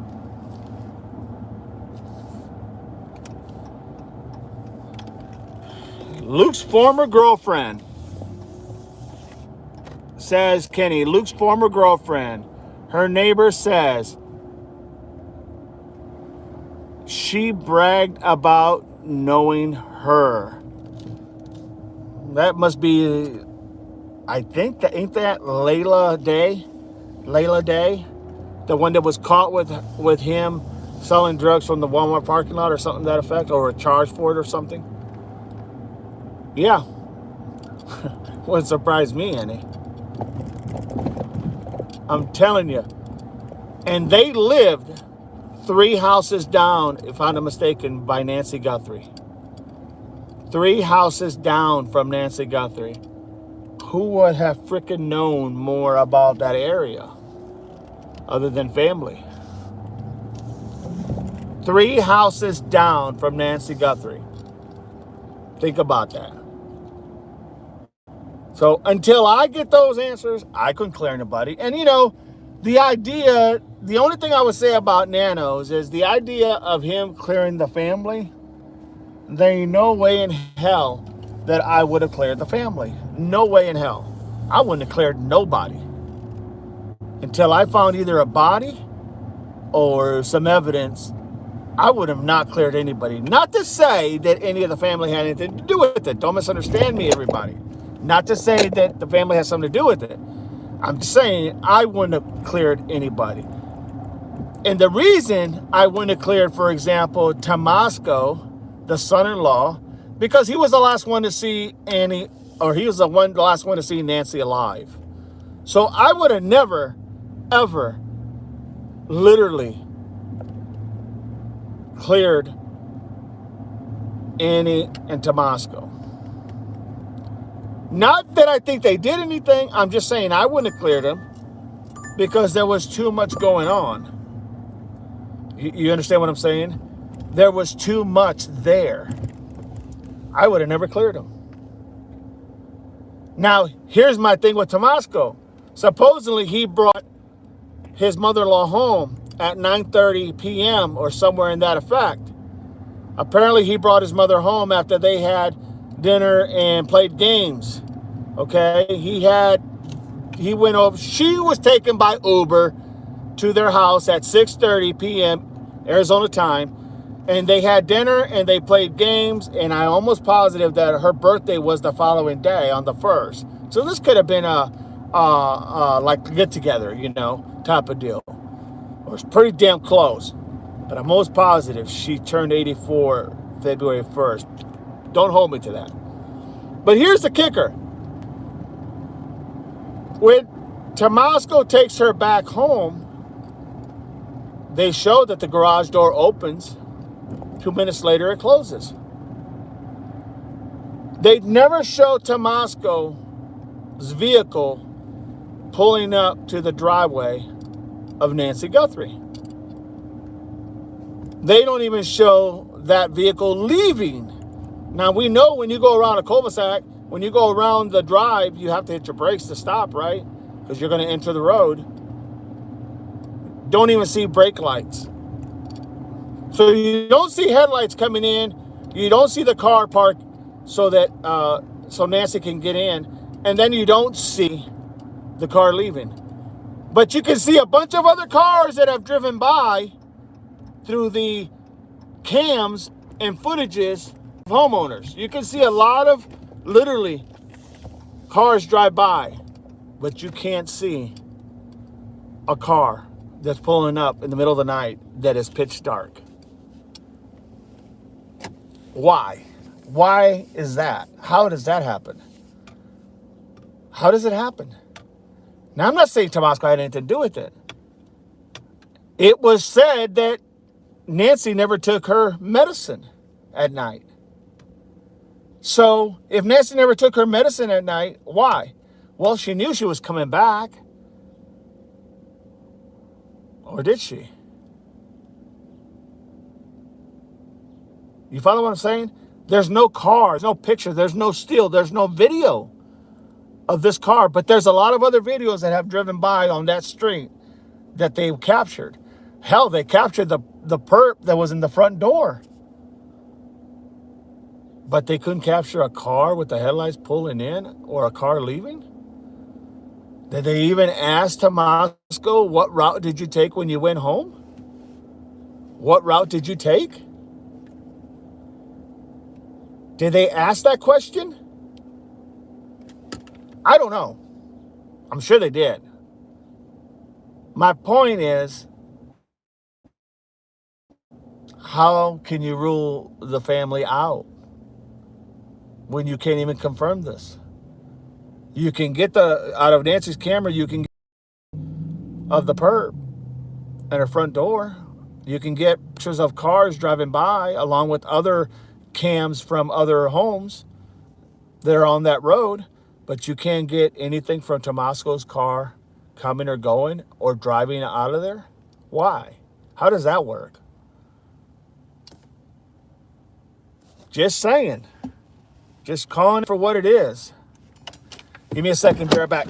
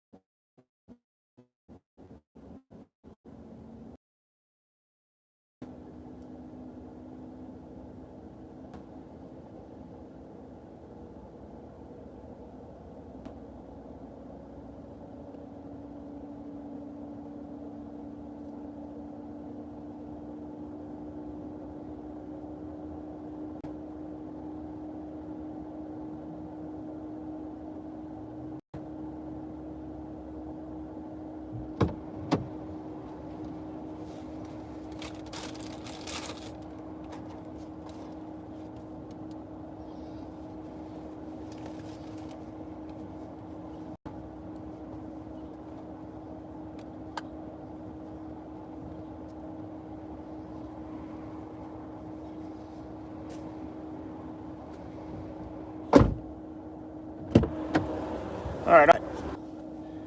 Let's see. We have any comments?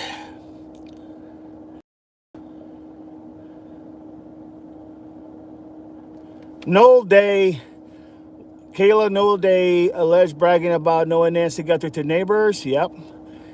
Even if Luke did it and the sheriff knows it, that does not mean family is not also involved. Could be a job for hire. Very well true, Kenny. My understanding is law enforcement is told to never rule anyone out because if it ends up being them, the offense attorney uses that against the prosecution. That is true. That is very true. All true. And here's the thing for people to understand too. You're only ruled out until you're ruled back in. Think about that one. You're only ruled out. You're only ruled out until you're ruled back in. It's just that simple. Because a lot of times, law enforcement will do that. They'll rule people out so that way they can hopefully let them feel like they're no longer a suspect and they'll let their guard down and they'll make a mistake. They'll make a mistake. And that's what they hope for.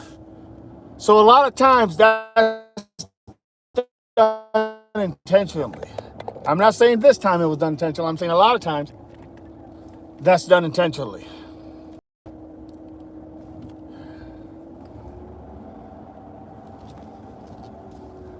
So, yeah.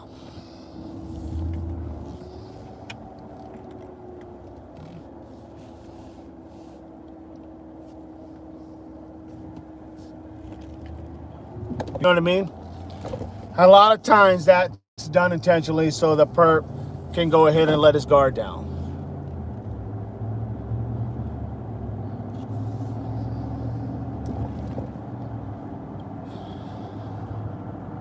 Don't forget, click like, subscribe to the channel. Let's build this channel so we can have more discussions because this won't be the last kidnapping. This won't be the last, crime that we see. And this is probably something that I'm going to get into only because it's something that I like. It's something that I know about and it's something up my alley.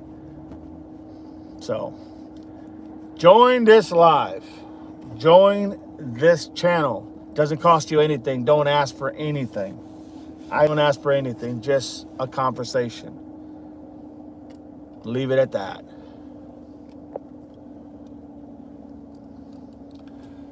My understanding So that's what's going on so far, everybody.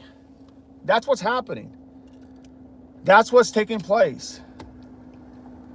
And that's why I have an issue with some of these things that are going on. But as far as like Nanos being a bad guy, yeah, I'm sure he had problems. He had problems at his previous, Austin PD. I don't know what police department he was at. I know, I just can't remember. I think it was like Austin or something. Everybody's talking about now that they're doing a recall on Sheriff Nanos because he lied on his application. That he was never investigated or that he had never done anything wrong or something to that effect. And then they went back to look at the police department, and I thought it was Austin Police Department or somewhere out there. He worked for it was a big department. And he had gotten in some trouble, so he resigned rather than being fired.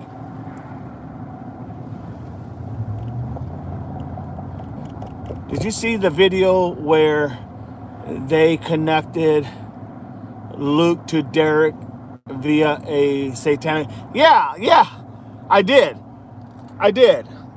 And that lady, that girl that was dressed all in black with that guy, they were dressing gothic, what I would call gothic, and she was wearing those little shorts with her ass hanging out on both sides and constantly bending over to the people, as they were doing a photo shoot in front. Yeah, she was there. The photographer was there. They did link those two together. Also, a guy by the name of Mojito. I think he's like a jockey, a disc jockey or something. And he was apparently at that satanic nightclub or something. Yeah, all those reports came out. Yeah, I did. Absolutely. Crazy. It was just crazy. It was crazy. No doubt about it. But I forgot where I was going earlier.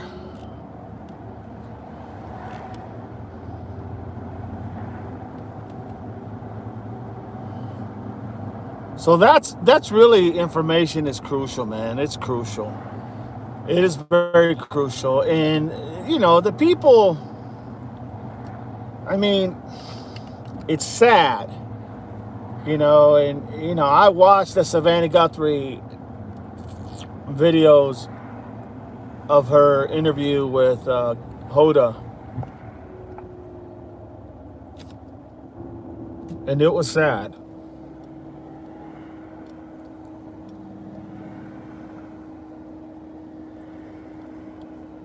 Yeah, very sad.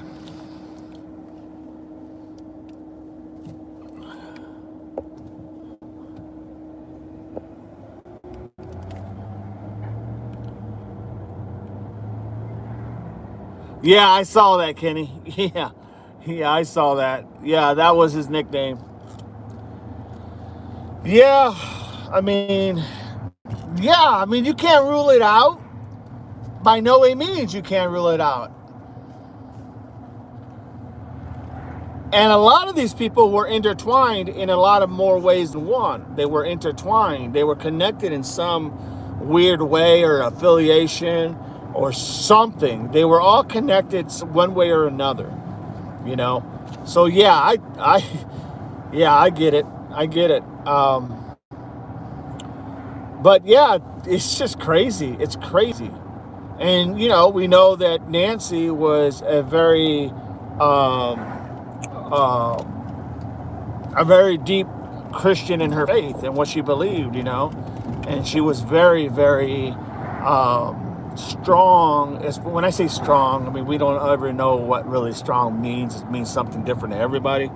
But she was very, she practiced her faith righteously, and whatever that may mean to anybody. So yeah, it kind of makes you wonder.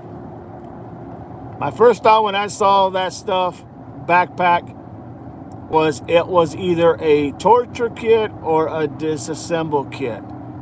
If you know, I do. I don't know. I think for me, and you could be right, because no one has been able to really guess what it is, what it was. You may be right. But for me, I can't say what it was. I don't know. I'm sure they had a tarp in there. I'm sure they had, I don't think it was anything outside the box other than if they needed anything, tools wise.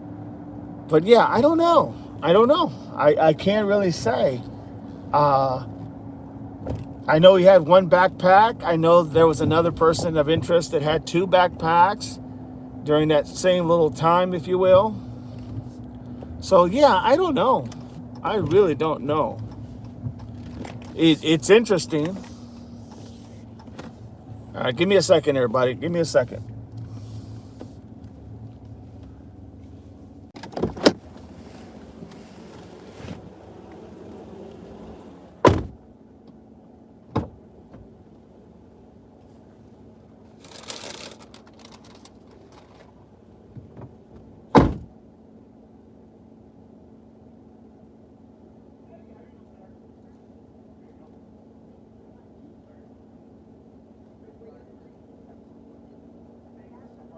What's that? Tell him thank you for his service. Hey, that's the only branch, and I always tell people, it's the only branch that you can meet somebody like your dad, and you sitting right here, we talk, and we would be like best of friends because we got camaraderie is second to none. Hey, thank you. You take care now.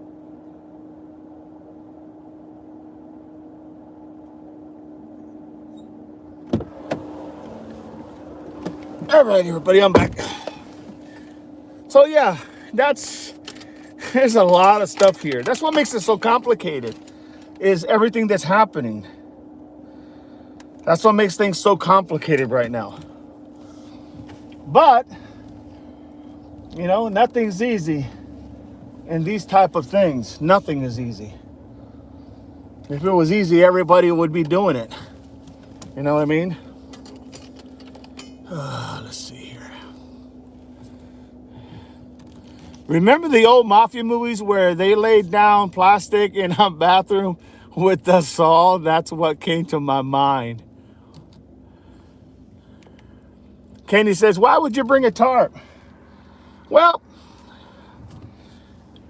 at the time, we didn't know that she left that she was taken from her bed. We also didn't know that she had pajamas. We didn't know she didn't have shoes on. We had no clue. That just came out, confirmed by Savannah in the last couple days.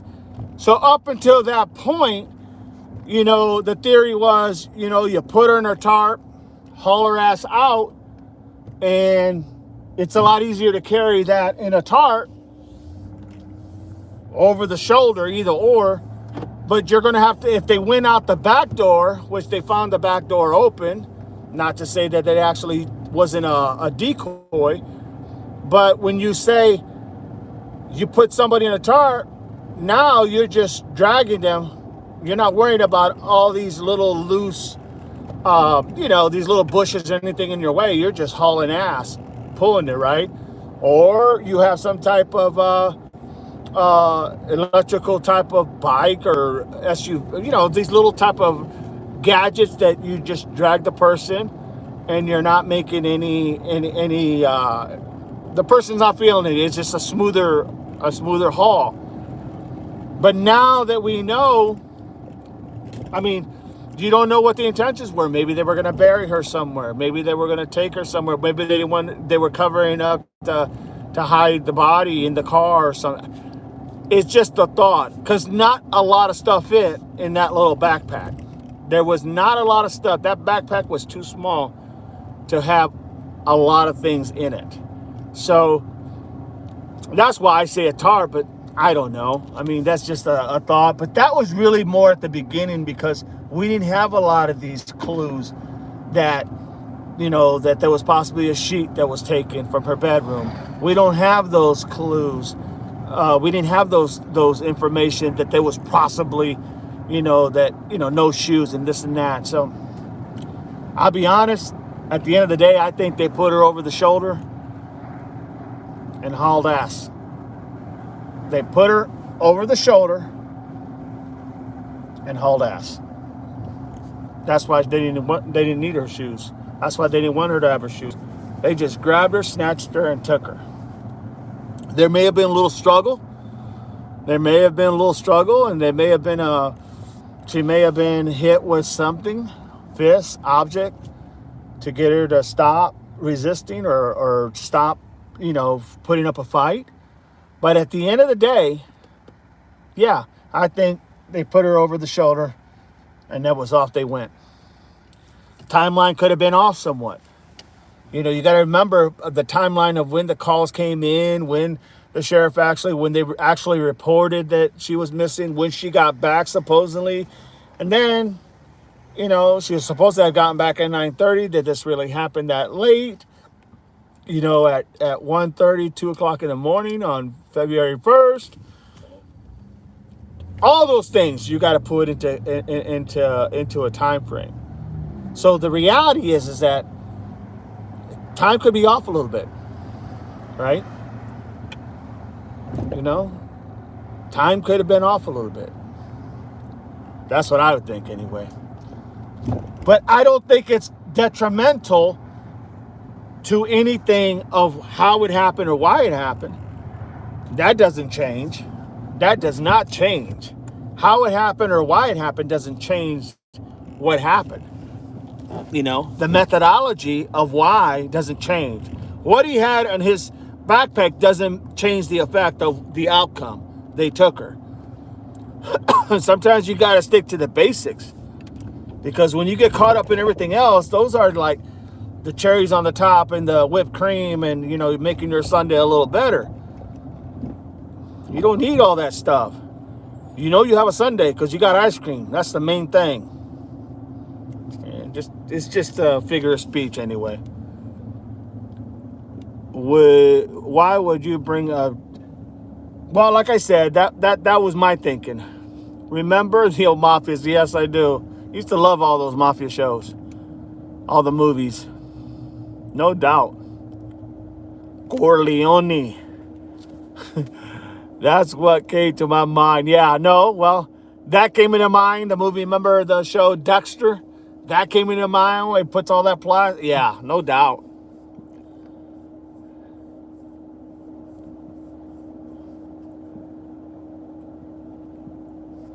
Yeah, I mean, many things. But here's the thing. The only thing that stops me from believing it was anything like to torture her, cut her up, and all this type of thing is because there was an attempt to extract money. And I still believe this was all about ransom. This was a kidnapping for ransom. So that's where everything lies for me. And it went wrong. So that's the only hesitant I would have about a kid of any sort or whatever the case is because I believe this was all about ransom until they could not give a proof of life any longer. And now it wasn't anything but now you're going to also be charged with a felony kidnapping turns, into a felony 1. No longer is an involuntary manslaughter. It's now going to turn into a felony 1 because you committed a felony within a felony, and then she dies. I mean, death penalty. Yeah. So there's a lot there, man. No doubt about it. Kenny says, my aunt used to leave her back door open so her dog could go in and out on its own since she didn't get around well. She felt safe in her neighborhood. I thought it was crazy. Yeah, no doubt. No doubt. I agree. And I'm sure these people thought it was safe. Look, the idea that there's no lights, that you're not allowed to put up lights on the streets, that you want to keep it consistently all dark at night, is crazy to me. It's just crazy to me. I couldn't live like that. It's too dark. It is too damn dark. So I don't understand that aspect of it, but that's just me. Don't get it.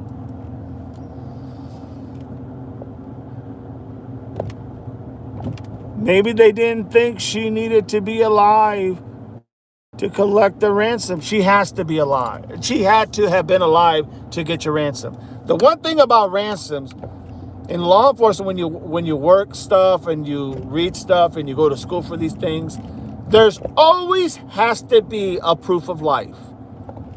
If you think you're going to get money when you kidnap somebody and you're not willing to show the other party that you're trying to extort, if you're not showing them a picture that this person's alive, you ain't getting jack.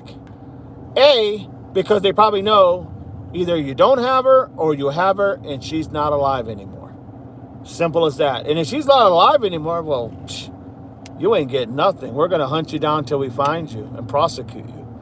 You know what I mean? That's the theory behind it. You always have to show a proof of life. And if you don't, well then, you just don't get your money.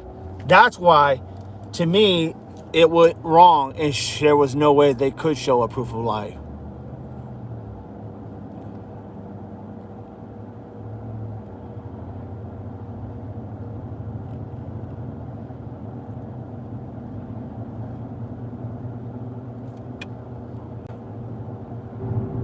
I don't know about all that, honestly.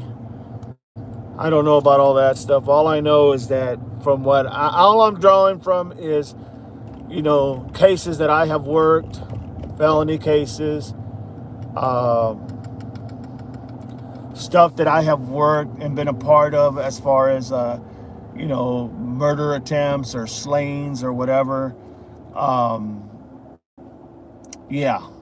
And, they're all bad, obviously. They fit that narrative. And so my thing is just that. I look and I try to use my experience in that. As far as like all this, culture stuff about, satanic and all that shit. Well, I mean, I can see it, I can see it. I mean, I feel like there's a probability for that, and there's always people doing stupid stuff. But if there was never a mention for Bitcoin, a ransom demand, if there was never nothing mentioned from day one, I'm talking day one, when this happened, there was never a mention. You didn't hear nothing. You never got a letter. You never got a text. Nothing. Then I would say this was all very, very evil. Very evil. Because there was really no motive. They just did it to do it, and that was it. So that's why it's hard for me, because there was a couple times when they came out and said they had received some information about, what was going on, about ransom or demands. But yeah, no way in heck. If you don't have a proof of life, you ain't getting nothing. I mean, that's just how it works. They may have been a little bit ignorant to the fact of not realizing that or seeing that.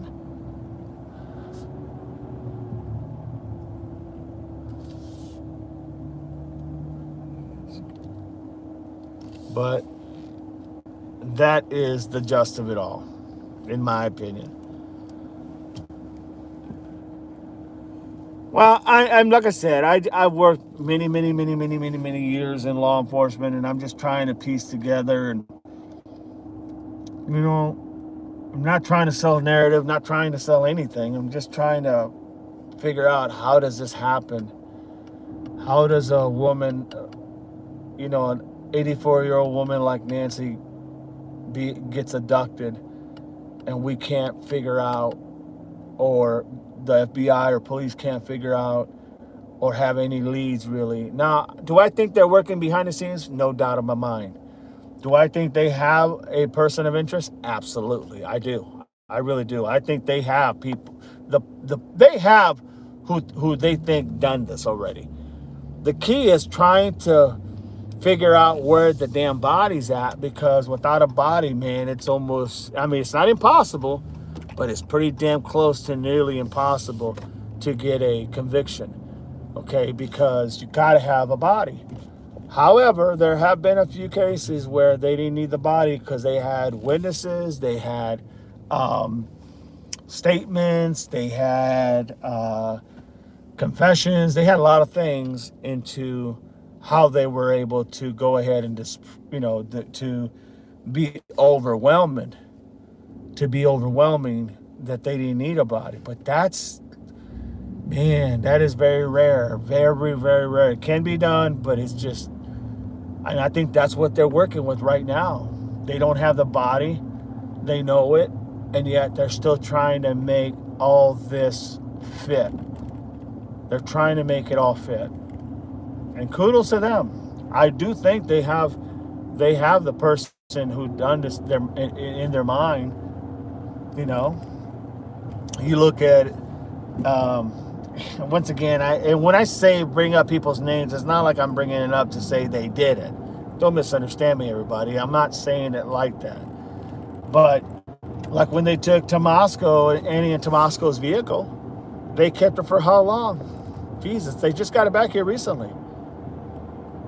I mean, why did they hang on to it so long? Well, yeah, they sent it up, and apparently they had sent it or reported they had sent it, or somebody had mentioned they had sent it to somewhere in Virginia, Richmond, to the FBI to have it go through thorough and go through every nit and crack and cranny and the whole 9 yards. Supposedly they did say that. Okay, so that's not.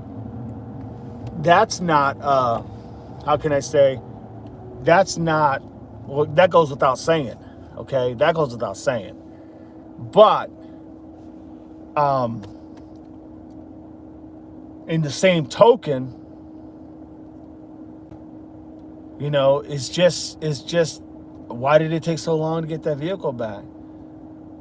You know, when Sheriff Nanos from Pima County cleared the family, why didn't they get their car back? Why did it take weeks and weeks? And that was the only car they had.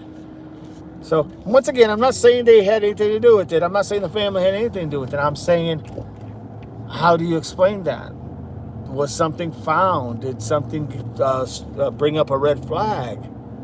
You know, it just doesn't make sense. It don't make no bit of sense. That's what I'm saying.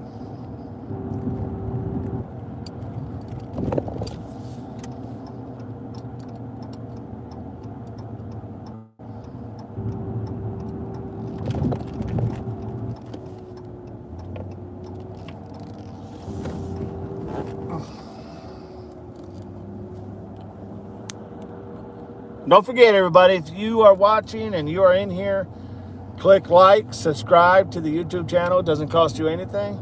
Just lets you know when I'm going live, and it gives us a opportunity to have a discussion and figure out what's happening. I promise you, you will not be disappointed. No doubt about it.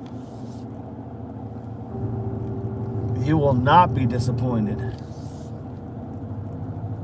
So if you get a chance, sign up and just, get into the conversation, see what's happening. This podcast, or this, I should say probably this live, this channel, it's not about, it's not about like, all these antics and everything. I mean, if you can tell, this is about a person, a Marine veteran who has spent many years in law enforcement, and it's all about the nuts and bolts, man. This channel is about the nuts and bolts. It's about literally the nuts and bolts, not about all this other BS hoopla, stuff that you see elsewhere. And I respect every one of you all, and I thank you so much for everybody for being a part of it and talking and having this conversation. Kenny says, maybe they didn't think she... Okay. Oh, everything you say is logical. Well, thank you. I appreciate that, my friend. I appreciate that. Thank you so much. Former FBI stated that blood indicates she was alive at times, so this makes it more difficult to prove she's dead. Right.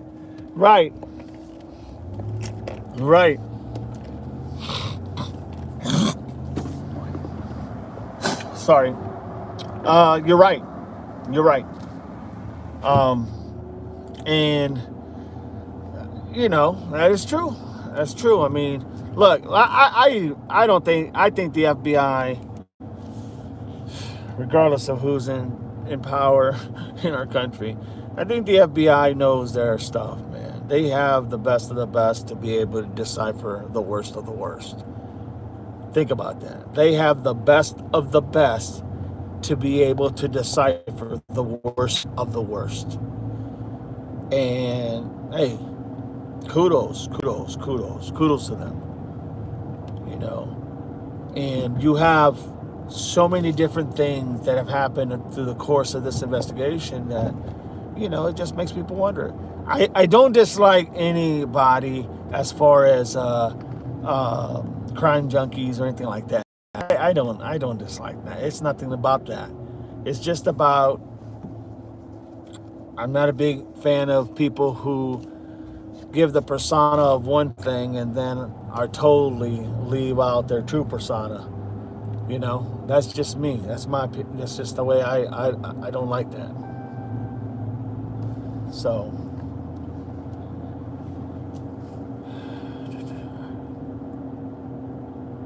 yeah. Well, yeah, because when they go, here's the thing: when the FBI goes to invest, when they go to convict, they have all their ducks in a row. They're not trying to put their ducks in a row. They have the ducks in a row. That's why you're not seeing nothing right now. Everything's stagnant.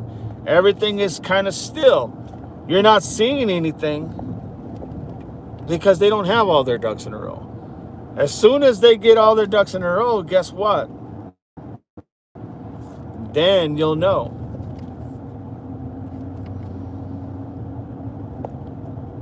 You know what I mean? Then you're gonna know. So, yeah, I mean, yeah, it's crazy. It's just crazy. It's crazy.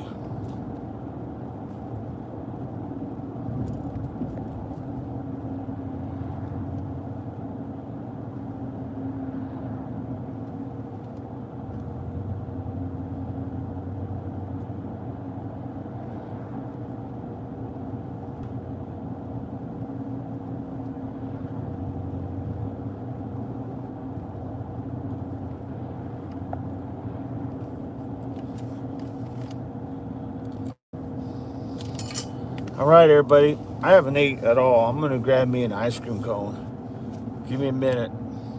Sorry, but I love ice cream. So that's where we're at. 378 is a little high.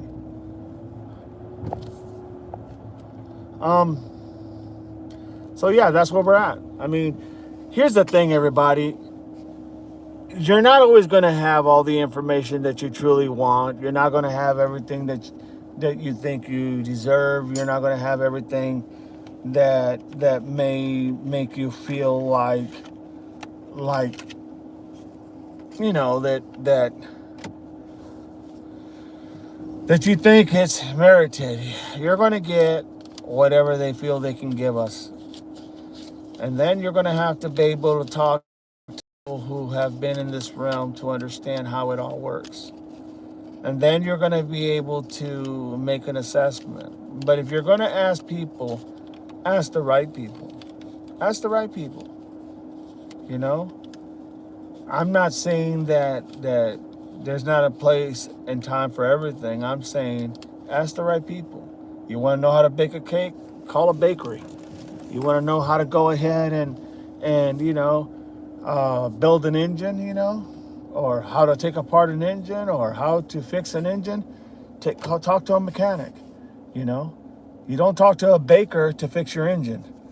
Okay, I'm not going to get the most accurate information. You know, and opinions are great. They're just not facts.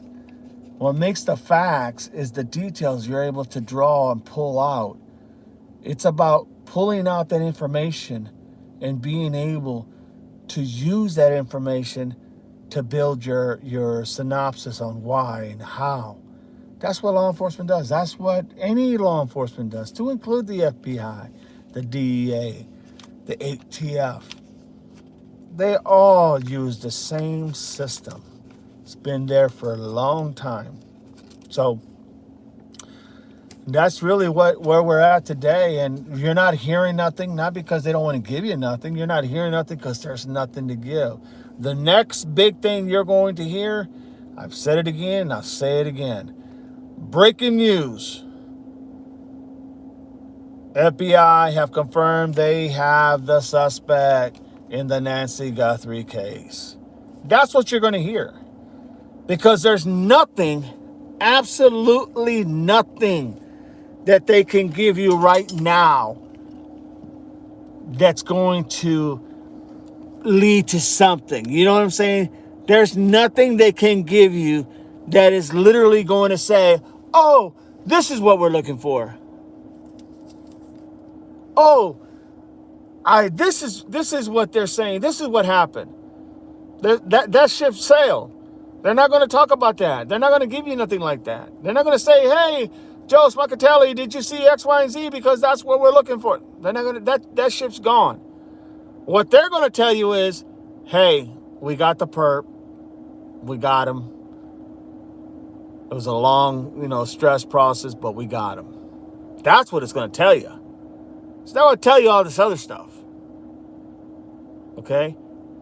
So people who are waiting for more clues and we just need more information, there is none. There is none. You're not going to get anything until they tell you, breaking news, we have the suspect in hand. Then you're going to go, oh, wow. How did they do that? How did they just get that information all of a sudden? Because that's how they do things. And that's just fact. That is just downright fact.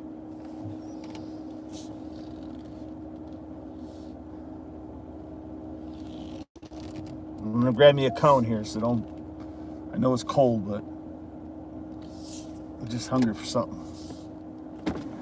Hey, give me a small vanilla cone, please. Is that it for you? Yeah. $3.50.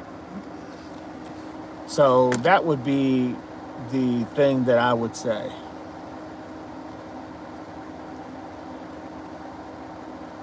But yes, is there think of it. Is there bad people? Is there bad, sometimes officers will make bad decisions? Hell yeah. Probably every day and twice on Sunday. Yes, absolutely. That doesn't mean everybody's bad. And the idea of going ahead and thinking that there's a lot more bad cops than good cops is crazy. It's ridiculous.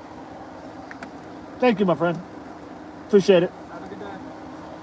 So yeah, that's where that's at. All right, look at it, buddy. I'm gonna eat this. Now this is an ice cream cone. This sucker is a small. Can you imagine what a big one looks like? A large or an extra large cone? This is a small.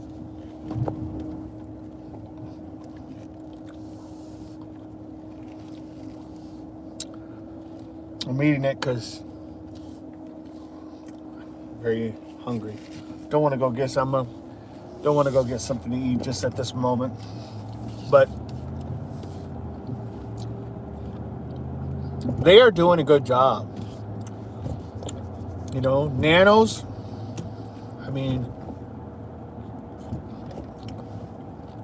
I know he had a past that dealt with apparently some questionable means of handling people and literally going ahead and people getting hurt on his watch, by him.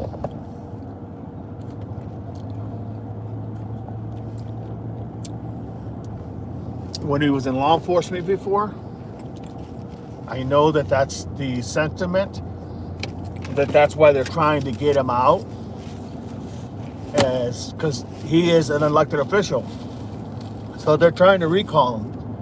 But better than recall him, they're just trying to get him out. The problem is that they're now using the means of, well, he lied on his application. Did you see the Delphi case? I've heard about the Delphi case. I didn't watch it all, but I did see it, yes. The sheriff called off the search for 2 missing girls the first night. They later determined one was likely still barely alive, and the searches were yards away. Yeah, that's sad, man, Kenny. That's sad. No doubt about it. No doubt about it.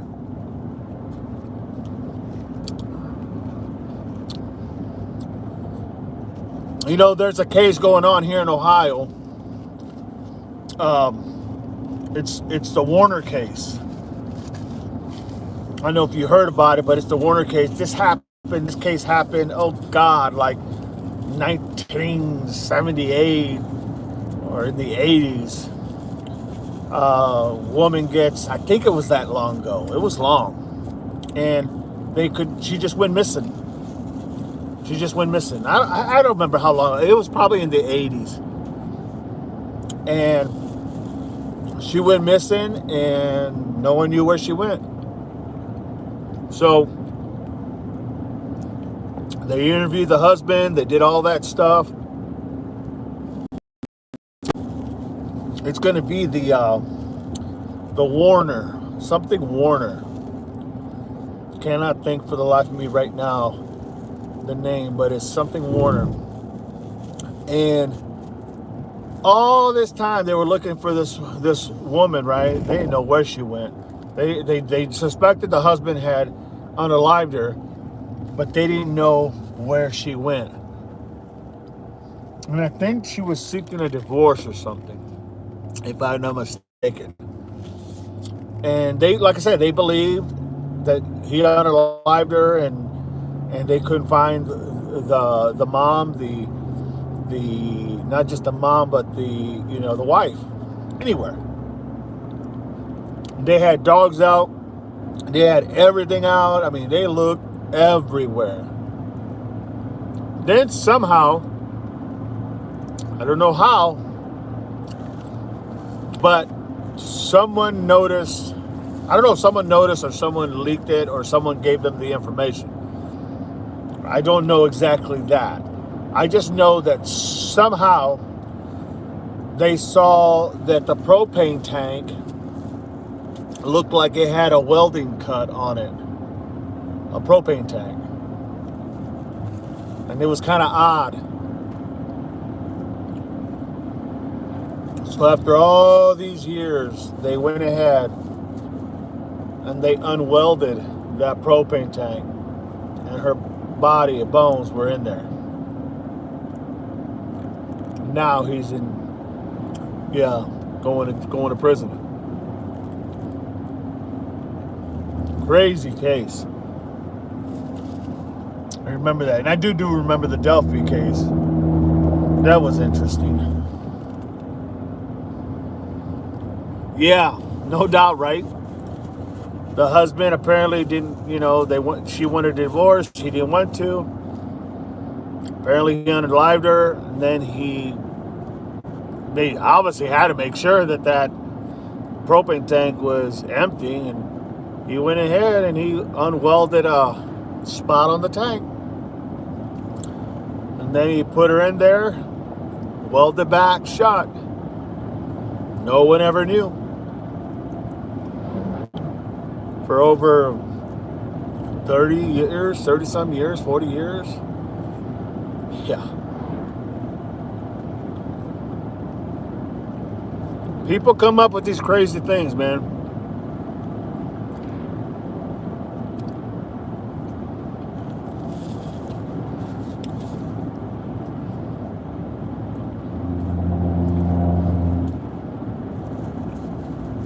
And that was right there on the property. On the Duffy case, the girls videoed the man's face, and they still didn't know it was for years, who he was for years. He ended up being a local. Yeah, that was the one. Wasn't that over there on the tracks or something? By the railroad tracks, they were taking the tracks home, if I'm not mistaken. That's why I knew this video on the case wouldn't be as much help as people thought. Yeah.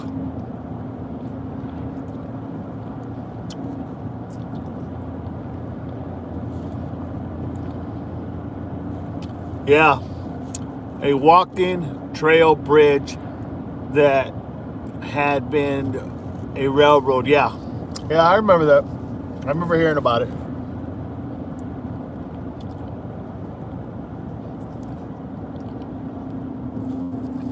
Could you imagine that, though? Looking for... This is why I always say...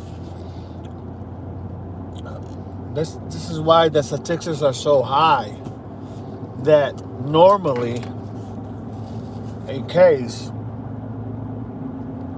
like this is going to be affiliated. I got a brain freeze. Woo. Normally, a case like this is going to be affiliated with somebody that knows the victim. And it's usually that. Very rare is this spontaneous. Unless you're talking about like the Manson murders or something, you know, Charles Manson. Unless you're talking about the Manson murders, it's very seldom is it going to be unknown.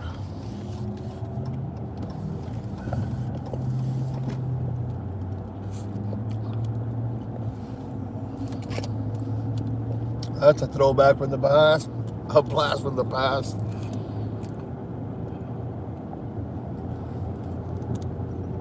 Sorry, buddy, that I'm eating ice cream here. But it's damn good, I'm not gonna lie.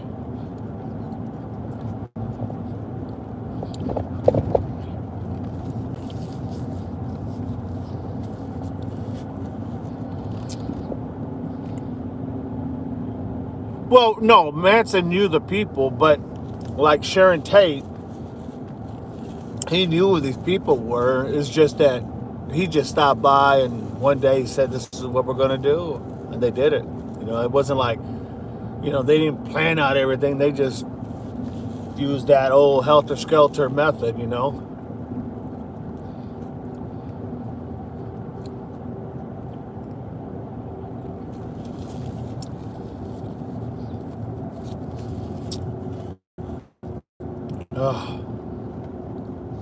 It's one thing I hate about ice cream. I love ice cream, but I hate it because it gives me a brain freeze.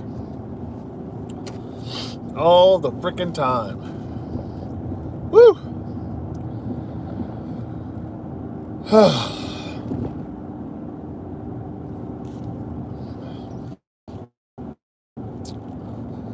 All right, everybody. Well, it's been real. God, this really lasted a while for me. Hang on a second. Oh,